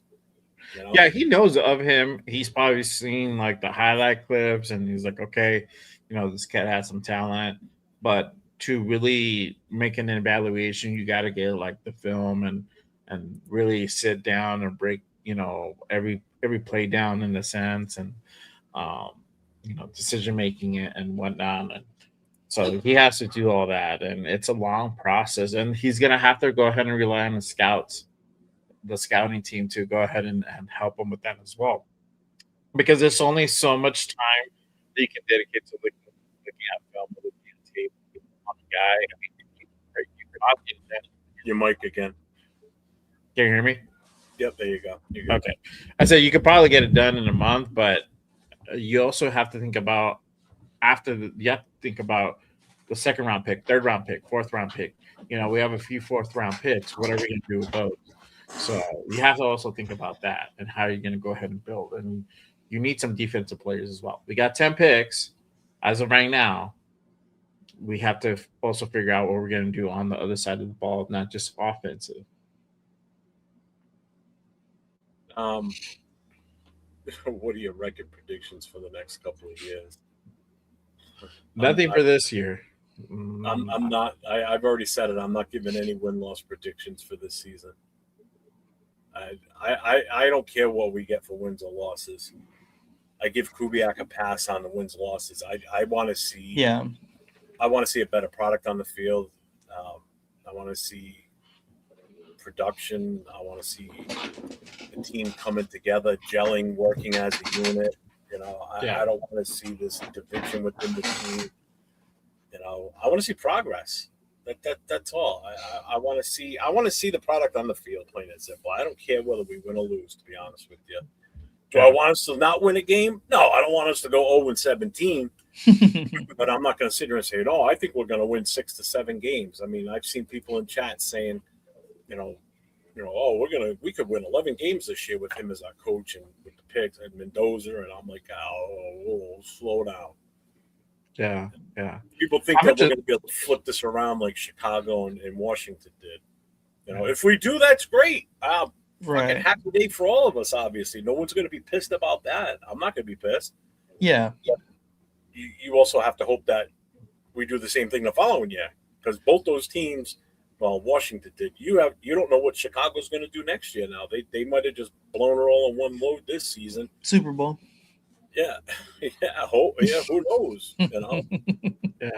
Yeah. I would just say this is going to be under 8 wins. Under 8 I think so. Yeah, I think it'll be under 8 as well. Oh yeah. And big luck, you leave PF Chang's alone. That's fucking it is though. It is. Can't blame Mark for fucking. Hey, he ought to do like Devontae Adams did in his house. He put the Taco Bell in. He ought to put a PF Chang's in his right. house. You know what he should do? He should hire one of the cooks at PF Chang's. He got There you go. time he wants, bro. There you go. Ani says 6-11 next season and 11-6 after that. He's going 5 wins, 8 wins, 10 wins, AFC divisional, and 2031 Super Bowl loss. If not Mendoza, who would you guys be looking for veteran leadership with the available free agents or still draft a QB to grow? Go ahead. What my boy say? It says, if not Mendoza, who would you guys be looking for veteran leadership with the available free agents or still draft a QB to grow? Go ahead, Nick. You want to? I think this is where the Raiders are kind of handcuffed here to the fact that we kind of have to pick a quarterback this season. Whether that's Fernando Mendoza, obviously that's anyone's guess at this point, but of course we're all saying it's more likely than not. But if we don't hypothetically pick Mendoza, I think we still have to pick one. And the other side of that coin of not picking Mendoza is then who do you stick with or who do you go with? Is it a quarterback that we currently have on our roster, which all 3 of them didn't play well this year? So I don't think Klint Kubiak does that. The only person that maybe stays is probably AOC, but I don't know. That's still kind of a stretch too. We don't really know what's going to go happen with the quarterback room because it's kind of full already at this point. So somebody is leaving, and my guess is going to be Pickett. Yeah, because he's a free agent either way. So yeah, he's gone for sure, and Gino should be gone too. And and the reason why I say even though he's under contract, the way that he played this year, not just that, but the way he treated Raider Nation, I think, and just kind of the accountability and just really relying on Pete to kind of bail him out and defend him all the time. I don't think that's definitely not going to fly with Clint. But I just think his attitude and the way he feels about this fan base and everything, even though he apologized or whatever, I think it's clear cut. You don't want that dude in the building, for whatever resentment he feels. I mean, we were pretty hard on him. We were critical. I'm not with fucking exception. I dug into that dude, but hey, rightfully so, bro. I mean, he was out there fucking, trying to buy for the best, trying to buy for the defensive player of the year. And he was out there just throwing fucking picks left and right. So how can you not criticize that? And obviously I know he didn't like it. I mean, so much so that he went ahead and unfollowed the Raiders off all social media. Mm-hmm. So I think you have to get rid of him. You have to let him move on. We move on. That marriage just did not work. But the worst thing you could do is have him in the building. You drop Fernando Mendoza or you drop a different rookie. Now you run the risk of poisoning the well. And that's exactly when you're trying to build culture, your new coach, your new staff, you want to be able to build the culture the right way. You want to have good attitudes in the building. You don't want to have a negative Nancy or sour grapes, from the previous regime that just didn't work out. Max feeling what he feels. Max has been here forever and a day, and we, at the end, he has the right to feel that, honestly. Right, exactly, because he's been here for so long. He's rocked, he's rocked with us for so long. we know where he stands. That's the exception. But a guy like Gino is not. A guy like Devin White is not the exception.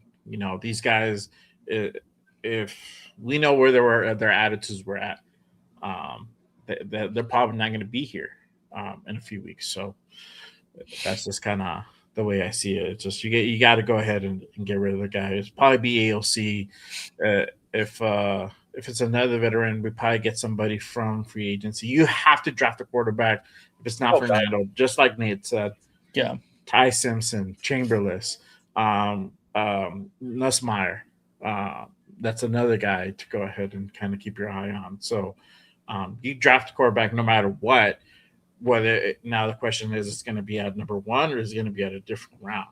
That's just kind of how it is. I feel that they're just going to go with Mendoza. He's probably going to be the best probability fit Kubiak system, and they probably just don't want to risk it trying to get somebody else next year. I don't think they can. I don't think they'll have the balls for that. If I have to just kind of be honest about that, I don't think they'll do that. I think they'll play the safer route and get their guy this year and build off of him. If really Fernando is just a complete no, then you'll see that trade back happen. I know Money Chuck said it here too. It says next season we play 9 playoff teams. I'm guessing about 4 to 7 wins at best. I know a lot of you guys in here saying agree. 8 wins, 9 wins, 7 wins. What's going to happen? What's going to be your take when they say we only win 3 games next year? Is that considered a failure for you guys if you're thinking that many wins? Like, say we just have the same exact record we just had now. Do you think that's a failure for the year? I think it depends on how it looks. Obviously, this season it looked bad, like really bad. Yeah, you said exactly what I was hoping you were going to say. Yeah. And we knew it was good. We knew that we're not going to have a good year, but the way it just looked on the field was just like, fuck, bro. What the fuck is going on over here? Like, what are we doing? Yeah. What are we doing? And like, there was no progression. So if we would have won 5 games as opposed to the 3 or the 4, right? And let's say with Pete, the Pete era, right? Pete being here, we won 5 games, and it would have like, all right, cool. We're working towards something. It's 5 wins. We won one more game than last year. We're at least heading into the right direction. This past season we went reverse. So it's like, how can you justify that dude still being here? And then the way that the team just looked out there like so poorly, it just was not going to happen. If Pete would still be here, we're probably going to have another 3-14 season, maybe less, maybe 2 wins. It would have been that bad. Look, we've been rebuilding for the past 20 years since 2002. Let's say we go all in this offseason with big contracts, best players, and it doesn't work out. How long does that set us back? Well, first of all, that's not what they're going to do. That's not what this year is going to be about. With a brand new head coach coming in, the number 1 overall draft pick, the amount of needs we have, we don't have the luxury of going and spending money for big, best players available and big ass contracts and all these shiny names. This is where the scouting team is going to play such an integral part this year, more so than ever, because number 1, you got a brand new head coach coming in here. So he has to get acclimated to everything that goes on within the organization. He has to set up his entire system the way that he likes it for himself and his coaching staff. So they're not going to be running out there and taking these big contract chances, going for these big shiny players. They're going to be building this team through free agency to some extent and actually doing their homework and investigating into these players that are coming out in the draft and taking what's best available. That's going to help this team grow in the vision that they've got as the coaching staff. So this isn't going to be like what it was last year. Pete Carroll tried doing what you just said right here last year, but he didn't do a good job of it because he really didn't bring in anybody big and flashy and spend big money on contracts. He was in a win now mode, and he said it himself. you know, we're here to win, and we're going to win 10 games, and he fell short by 7. You know, so that's not going to be this season. This season's going to be different because I think Spytek's got a grab of this year. He's got a handle on this, and it's going to be the way that him and Kubiak and obviously Tom Brady in there somewhere. It's going to be their vision on what they want to do. They want to put a winning product on the field. It's going to take time. It's not going to be an overnight success.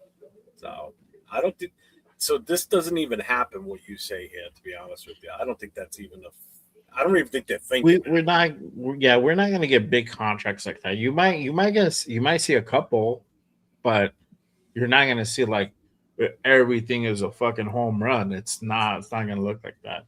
You're going to get guys that are complimentary. The big names that you probably see is just offensive linemen, and maybe Raheed Shaheed comes here, and I think that'll probably be the biggest drop in the bucket because he's a free agent this year, and that'll probably be a guy that Kubiak goes after because of the familiarity. They just won the fucking Super Bowl together, so for him to want the opportunity to come here and maybe add a little bit of discount, I think that happens. But other than that, Linderbaum, and then maybe like another offensive lineman, and then everything else is going to be like lower grade guys that are not going to make it. You might again. Big splash. So, oh, there you go. It's working. Yeah. So you're talking about really shitting the bed to win 3 games. Well, I'm just saying, if we do only win 3 games, everybody that's saying we're going to win, what's going to be the take on Kubiak? And I think, Big Luck said, fire him. That's the sad part. That's already. I'm telling you that. No. He's saying if we only win 3 games, we have the same type of season we had last year, where we don't see the progress and we don't see what we're hoping to see, the signs of moving forward. Fans are going to be screaming that because that's just the way fans are. If it doesn't go the way they want it to go, they're going to lose their shit. And that's why I keep saying fans have to be patient. We have to be patient, bro. 100%. If it's 3 wins again, I'm cool. If it's 2 wins or less, then we can have that discussion depending how it looks. Right. I highly doubt that it's going to look the same. It's just we have an offensive-minded coach, and we've had an offense that's been anemic for like 3 fucking years. That's been the problem. The problem hasn't been really on the defensive side of the ball. It's been on the offensive side. We can't get anything fucking going. We can't score points on the board sometimes. It's that bad. So they brought in the guy who just won the fucking Super Bowl to fix that and to lead this team. So I think it gets fixed really by year 2, but it's going to look better this year. I don't know where you're coming from with this comment here. So dude's always talking about the Broncos because of his dad. Like, shut the fuck. You got to understand, when he was around the Broncos, those are some damn good teams. He picked up a lot of good shit from that. His dad played for him. He was a coach. How do you expect him not to talk about the team? I don't get it. He says, dude didn't study Raider history before he got the job. How do you know that? How do you know he doesn't know the history of the Raiders? Nobody came out and asked him questions about the past where he's going to sit there and be grilled on it in a press conference or anything. So you don't know what he knows and what he doesn't know. So Maybe he was talking about Pete because I think it's been on there for a minute. Huh? Pete, I think he was talking about Pete. I don't know. I could be Kubiak, because Kubiak was talking. He says it right here. Dude talked about the Broncos, his dad, because of his dad. Because Gary Kubiak was a player and a coach for the Broncos. So Klint grew up around the Broncos. I mean, he grew up around some amazing players at that time. Yeah. And that's what he's saying. He didn't study Raider history before the job. How do you know that? I haven't heard anything. I don't know whether he knows history or not. Like to think he said he knows the history of, like, obviously Broncos versus Raiders. Definitely that rivalry. West. That's for damn sure. Yeah. But he knows that. He knows the rivalry between us and the Broncos. It runs deep. He It knows runs it's a rivalry. for decades. Yeah. Unlike our last coach, Jack Kennedy, just booked tickets to Bakersfield. Let's go, Jack. Nice. Are you going this year, Nate? I'm planning on it. Yeah. Jay, you going again this year too? Or no? I think I should be going. Yeah, I do want to go back to Cali. I need to go see the fan bam over there and take the kiddos. So If I'm guessing for right, sure. we see Mendoza play until game 6 or 8. I just want to see our O-line fix, one game working, and not get man. I think if we do Jeff Mendoza, he's starting right away.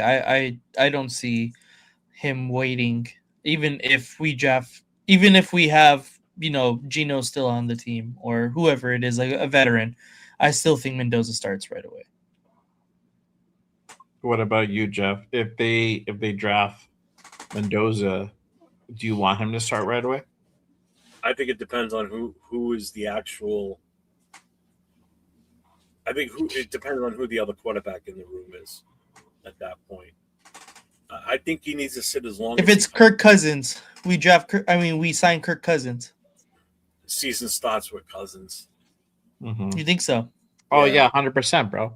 That's going to be your indicator on how they're going to go about it. Yeah, I mean, again, if we draft him, I'm all on it. If we take him, I'm gonna support the kid, and I'm gonna want to see him succeed. I'm not gonna sit here and hope that he gets hurt and hope he's doing. Big luck. I'm not doubting his ability. So I just don't want to see him put out there if the team around him is not ready to protect him, because this is a big investment. This is our future, basically. So I say if it's Kirk Cousins, or I think if it's any quarterback, to be honest with you, even if it's AOC 12, that's who's starting the season. I think that's what it's going to be. They're going to give him some more time. They might get him in garbage time, after the first week or so. So I could see possibly that happen. And if we're either getting blown out or we're somehow blowing somebody out, get him out there. Get him out there. Let him get some actual game time, not preseason, but actual legit NFL, in-season game time. Don't do like we did last year, where we didn't get guys in until way late in the season when they should have been mixed to the mix when we were losing, because we were constantly losing. So there was plenty of opportunity where we could have gotten those guys involved earlier. Yeah. And how we become the most generic. I'm big like that might happen, bro. It could be AOC if they don't pick up a bridge. AOC could potentially be the bridge if they really want Mendoza to sit. But it's gonna be up to Kubiak. It's gonna be up to Kubiak whether he wants to go ahead and start him or he doesn't. It wouldn't be Brady. It would be Kubiak. Brady wouldn't have that decision. Kubiak is the one that's actually running the team. Brady is out in fucking location doing the Fox thing, bro. That dude have got no time to start this dude. It'll come from Spy Tech. That'll be more realistic thing. See, Brady Primos gets it. Yep. There you go. Shout out to my guy Primos. Patience. If he said he's named one old Raider head that I would know, how do I know you would know him?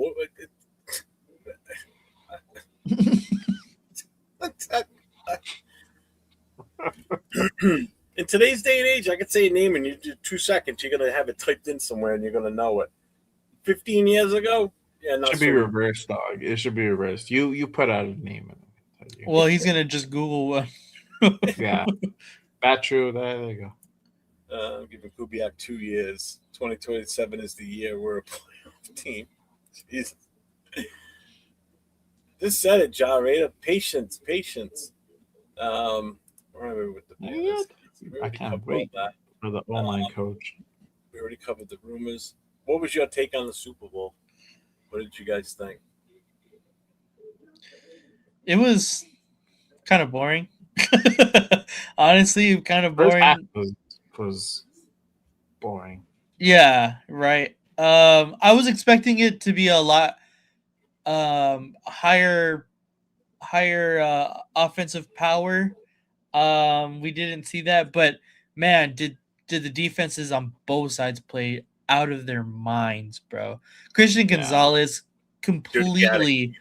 Oh my goodness, Christian Gonzalez was nasty that game. Oh yeah, bro. He was so good. Yep. Yeah. Almost nearly single-handedly keeping them in the game the entire time. Oh yeah, for sure. He was so good. And Yeah. every time he would make a play, I'd be like, Tyree Wilson. Yeah. Tyree Wilson. Totally. 100%, dude. It's like, God damn it. You know, and I thought the funny thing too was, you know, Will Campbell looked okay during the season, but again, that shows you how weak their schedule was, because once they got to the playoffs, that offensive line was getting rolled. Mm. I mean, Drake made 21 sacks. He got sacked 21 times. He broke an NFL record for most sacks in a playoff run in one season. 21 sacks, 6 in the Super Bowl. When was the last time you heard 6 sacks in the Super Bowl? It's crazy. That's insane. That's wild, bro. Philly sacked Mahomes pretty good, I think, in the Super Bowl last year, didn't they? I think Tampa did too. Yeah. But still, 6 sacks, that's a lot, man. He was running for his damn life out there. But, I mean, the first half was boring, yes. It was slow. But second half, I was much better. Yeah, Yeah. 1,000%. Yeah. Once and this is again, got to give Kubiak his flowers. He was able to go ahead and find a way to open up and get through Mike Vrabel's fucking defense, bro. And that defense was on point. Mm-hmm. And they this is what you get with the guy like Klint Kubiak. And that's what I'm saying. Like I said on Monday, it's like if this doesn't fucking show you, if you weren't sold on Klint Kubiak before, you should be fucking sold on him now. The guy went out there, put up 2 touchdowns, but their offense was struggling the first half. They couldn't get anything going. They had some 3 and outs. They performed better than the Patriots offense, but they couldn't get they're fucking up in the red zone. They couldn't score a touchdown the first half. So he had to go ahead and adjust that up, and then sure enough, once they started running the ball more, they were able to go ahead and open up the air game with the play action. So that's all Klint Kubiak. That's his scheming. So if you weren't sold on him before, go ahead and watch the second half of the Super Bowl. Yeah. And again, he did what I was hoping he was going to do. I wanted to see how he adjusted at halftime if they weren't doing so, because they weren't doing that great on offense in the first half. Mm-hmm. Second half, they came out like a different team. Granted, Kenneth Walker was still having a really good first half, though. Oh yeah. Give him that. So I think overall it was a decent Super Bowl. And I get you, Money Chuck. I don't think they were the best ever either. Best ever defense. I mean, they were damn good. They're up near the tops, but I don't think they were the best ever. You know, 100%. 100%. Don't trip. 100%, bro. Watched the game live myself. That '85 Bears team was still amazing, because they really didn't have much of an offense. And we're talking about a team that had Walter Payton. 2000s Ravens. They were, yeah, they're up there too. Yep.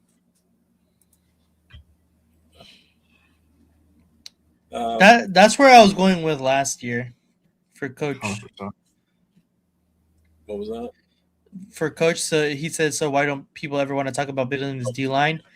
That's where I was going with last year, and my thought was, drafting Mason Graham and adding him to Christian Wilkins and Max Crosby, and hopefully what we were hoping was a good Malcolm Kuntz. Because we've seen in the Super Bowl that Philly got to Patrick Mahomes, and that is exactly what you said in your next comment here. Is that's exactly how we have to get to these quarterbacks, is you have to do with a 4-man rush without sending your extra linebackers, because they're just going to pick off people, whoever the linebacker or wherever the vacant spot is going to be. The quarterbacks in our division are too good, and the coaching is too good. They're going to be able to scheme it all open. So I completely agree that it's a big piece of our defense that needs to be addressed, and I feel like hasn't been addressed. And hopefully once we get that DC, we're going to have a lot better knowledge on what his philosophy is as far as building that defensive line. What I mean, you have a little bit of talent and like Lualu and then Thomas Booker. I like Thomas Booker. I like Thomas But Booker too. in the draft, you can go ahead and potentially get some guys too. I think this is going to be a good class for like the D tackles and like edges that are coming out. I mean, anybody from fucking the Texas Tech defense is probably going to be a good guy to go ahead and go after. They had a fucking great fucking defense, They slowed down Oregon a lot in the playoffs. So anybody from that defense, from Texas Tech, they play defense, you definitely want to go ahead and keep an eye on. But like you said, whoever they get defensive coordinator is also, what their philosophy is, how they're going to go ahead and run that defense is going to be important. So, yeah. What's my favorite halftime show? Kendrick, neither one of them. Neither one of them. I lean more on Kendrick. I like Bad Bunny though. He's cool. But I thought this one was stupid this year. But you don't like the jungle? Well, have you seen any of the camera angles from people up in the stands watching the game?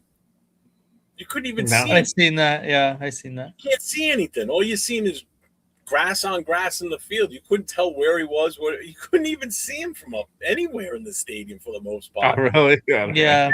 Most of the videos from people's cell phones, you're looking down on the field, and the only way you knew where he was you could see the cameraman. All of a sudden, the cameraman comes backing out of the grass, and he's running out, and then he goes back in again, and Yeah, he wore something to kind of like emulate like the football, I guess, like a light brown, and it was all white, like eggshell white, No, it was like a light brown. I don't know, maybe I'm to me on my screen. But yeah, no, if I had to go back for halftime shows, the Prince's was still Prince, Michael Jackson, those were awesome. Prince in the Rain was amazing. That one. That was a good halftime show. Yeah.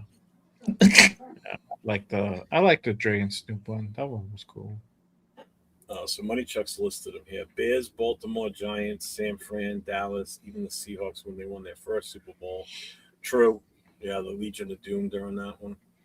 Yeah. Oh, yeah, and I resent the fact of, what's his name, calling it the dark side. Oh, yeah. Yeah. Got his name. Fuck that. I'm not into. I don't listen to new music. So Kendrick, I watched it last year, but it is what it is. It wasn't good, Jeff. It's all right. You can say it. It's not. A lot of this new music just sucks. I'm sorry. Jeff's all about CCR, bro. I don't even like Creedence. I do not like Creedence. That's crazy. I'm telling you, if that shit hits on anything I'm listening on, bang, I'm skipping it. I don't listen to them. I'm not a fan of Creedence. Not at all. It's not on his playlist. Yeah, Whitney Houston wasn't bad. Maybe some like Megadeth or something like that. U2 was good. Aerosmith was gross. That was a bad one.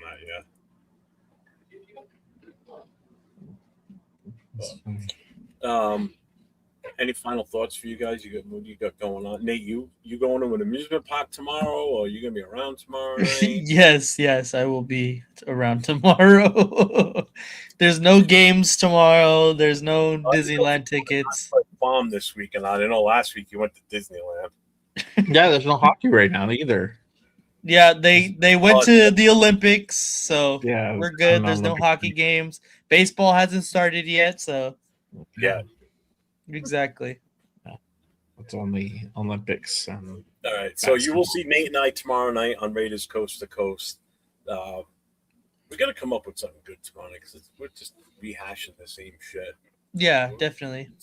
We got to do a game tomorrow night. Yeah. I'm down. Never know. There might be a a name that gets dropped tomorrow. Maybe they'll announce Yeah, they'll take what Mantinez. to talk about, and then we'll be I know, huh? hey, we Let's- hired so and so as the assistant tight end coach. Okay, What do you think about him? I don't even know him. I don't even know who he is. Never heard of him. No, they'll probably say they bought out Jim Schwartz's contract. They'll be like, oh shit. Yeah, Boom. See, I would like that. I don't know if that's gonna happen tomorrow, but Yeah, we'll see. right. Exactly. That's kind of wishful thinking, but you know, yeah. it's real quick. Speaking of halftime shows, the one I thought they would have done when we hosted it at Allegiant, I thought what would have been a really good halftime show would have been doing Wayne a Newton. tribute to all the old, like original Vegas acts. You know, like the Frank. But that's the Sinatra. problem is they're old. But you know what I'm getting at, though. Stop it. No, Listen. I know. You know, like Elvis Presley. You know, all doing all that in Vegas. That would have made sense. That would have totally made sense doing that in Vegas. The first time ever hosting the Super Bowl in Vegas. Why not pay homage to what the Vegas shows used to be like back in the day? Like, you know, you doing a Rat Pack thing, and you know, Elvis and Neil Diamond, all that stuff. You know, you'd have like a whole slurry of them out there. That Was would've that the Usher year? That was the Usher year. I don't remember, bro. I don't remember who was sang. that the one with all the mirrors and shit? Performed. You got sick watching it. I don't remember. So I what would think you it have was like the Usher year. fucking impersonators? Weekend. And shit? Like, Was it the weekend at Vegas? The weekend Maybe is who you're thinking of, but I don't know if it was. Vegas though? That sounds right. If it was in Vegas, I forget who the act was for the Vegas. it was either the Weeknd or Usher, though. It's one of those two guys. yeah, I think it was Usher. I You know what? I remember think something it with was Usher. he was already in Vegas. Usher halftime show or something. Oh, he had the residence. He had his residency that year. I think that's what it was. I think it was him. Yeah, I don't remember. I honestly don't. for sure. It was. Yeah, I Usher. think the Big Luck says it was Usher. There you go.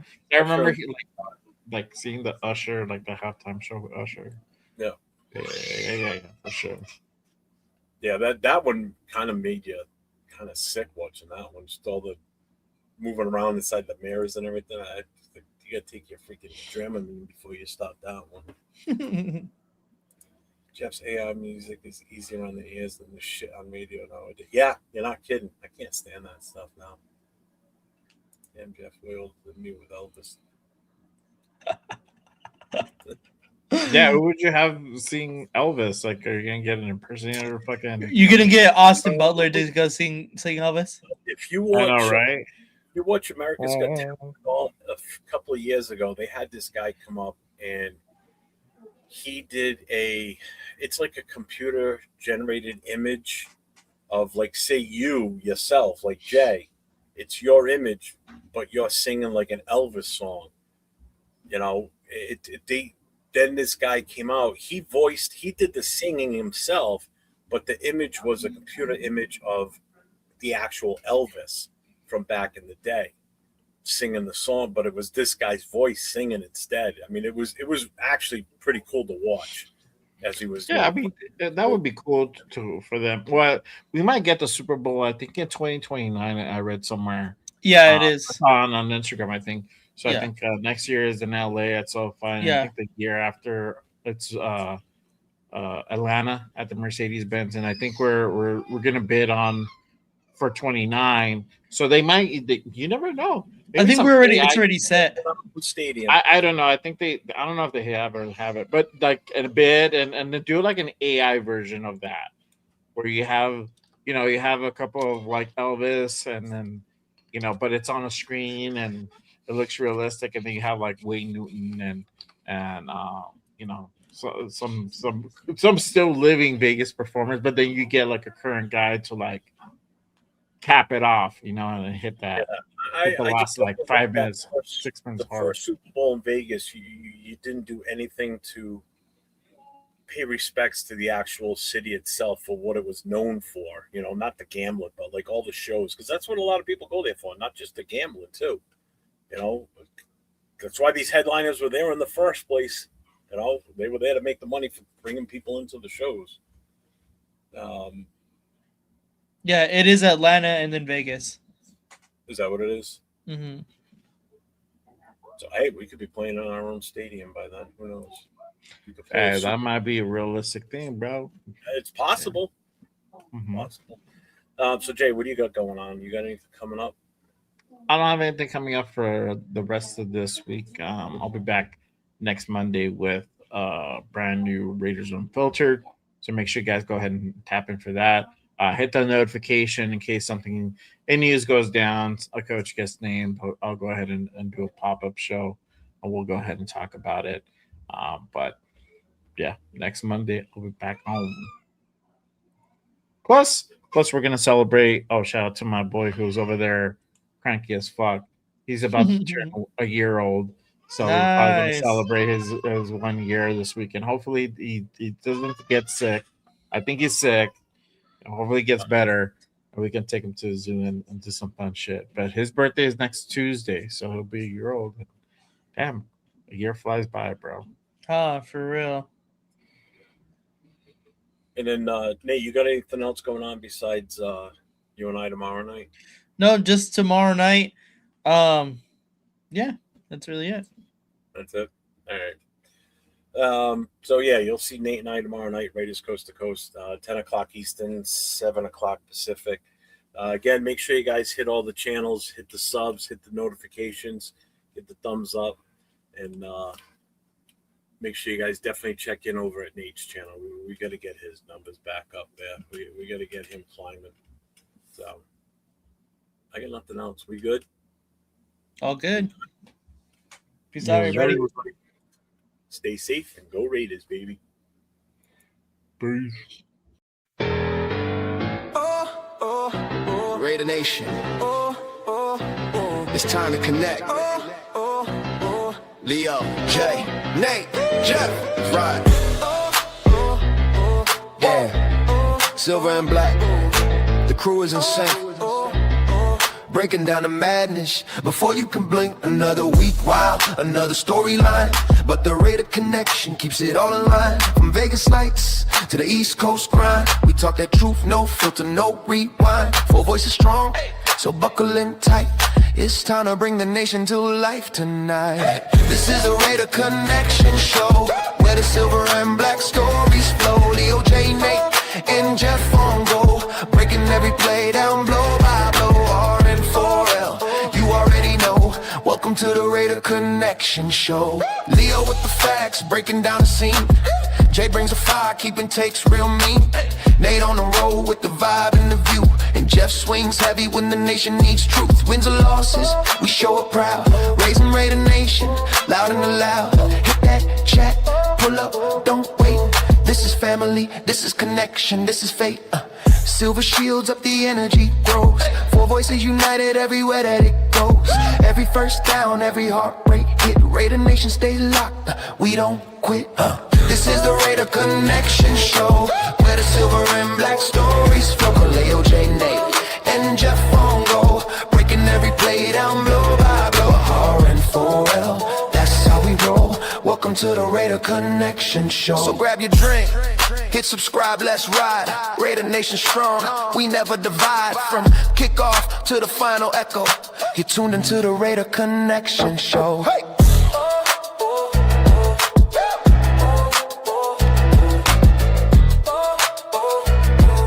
You're tuned into the Raider Connection Show.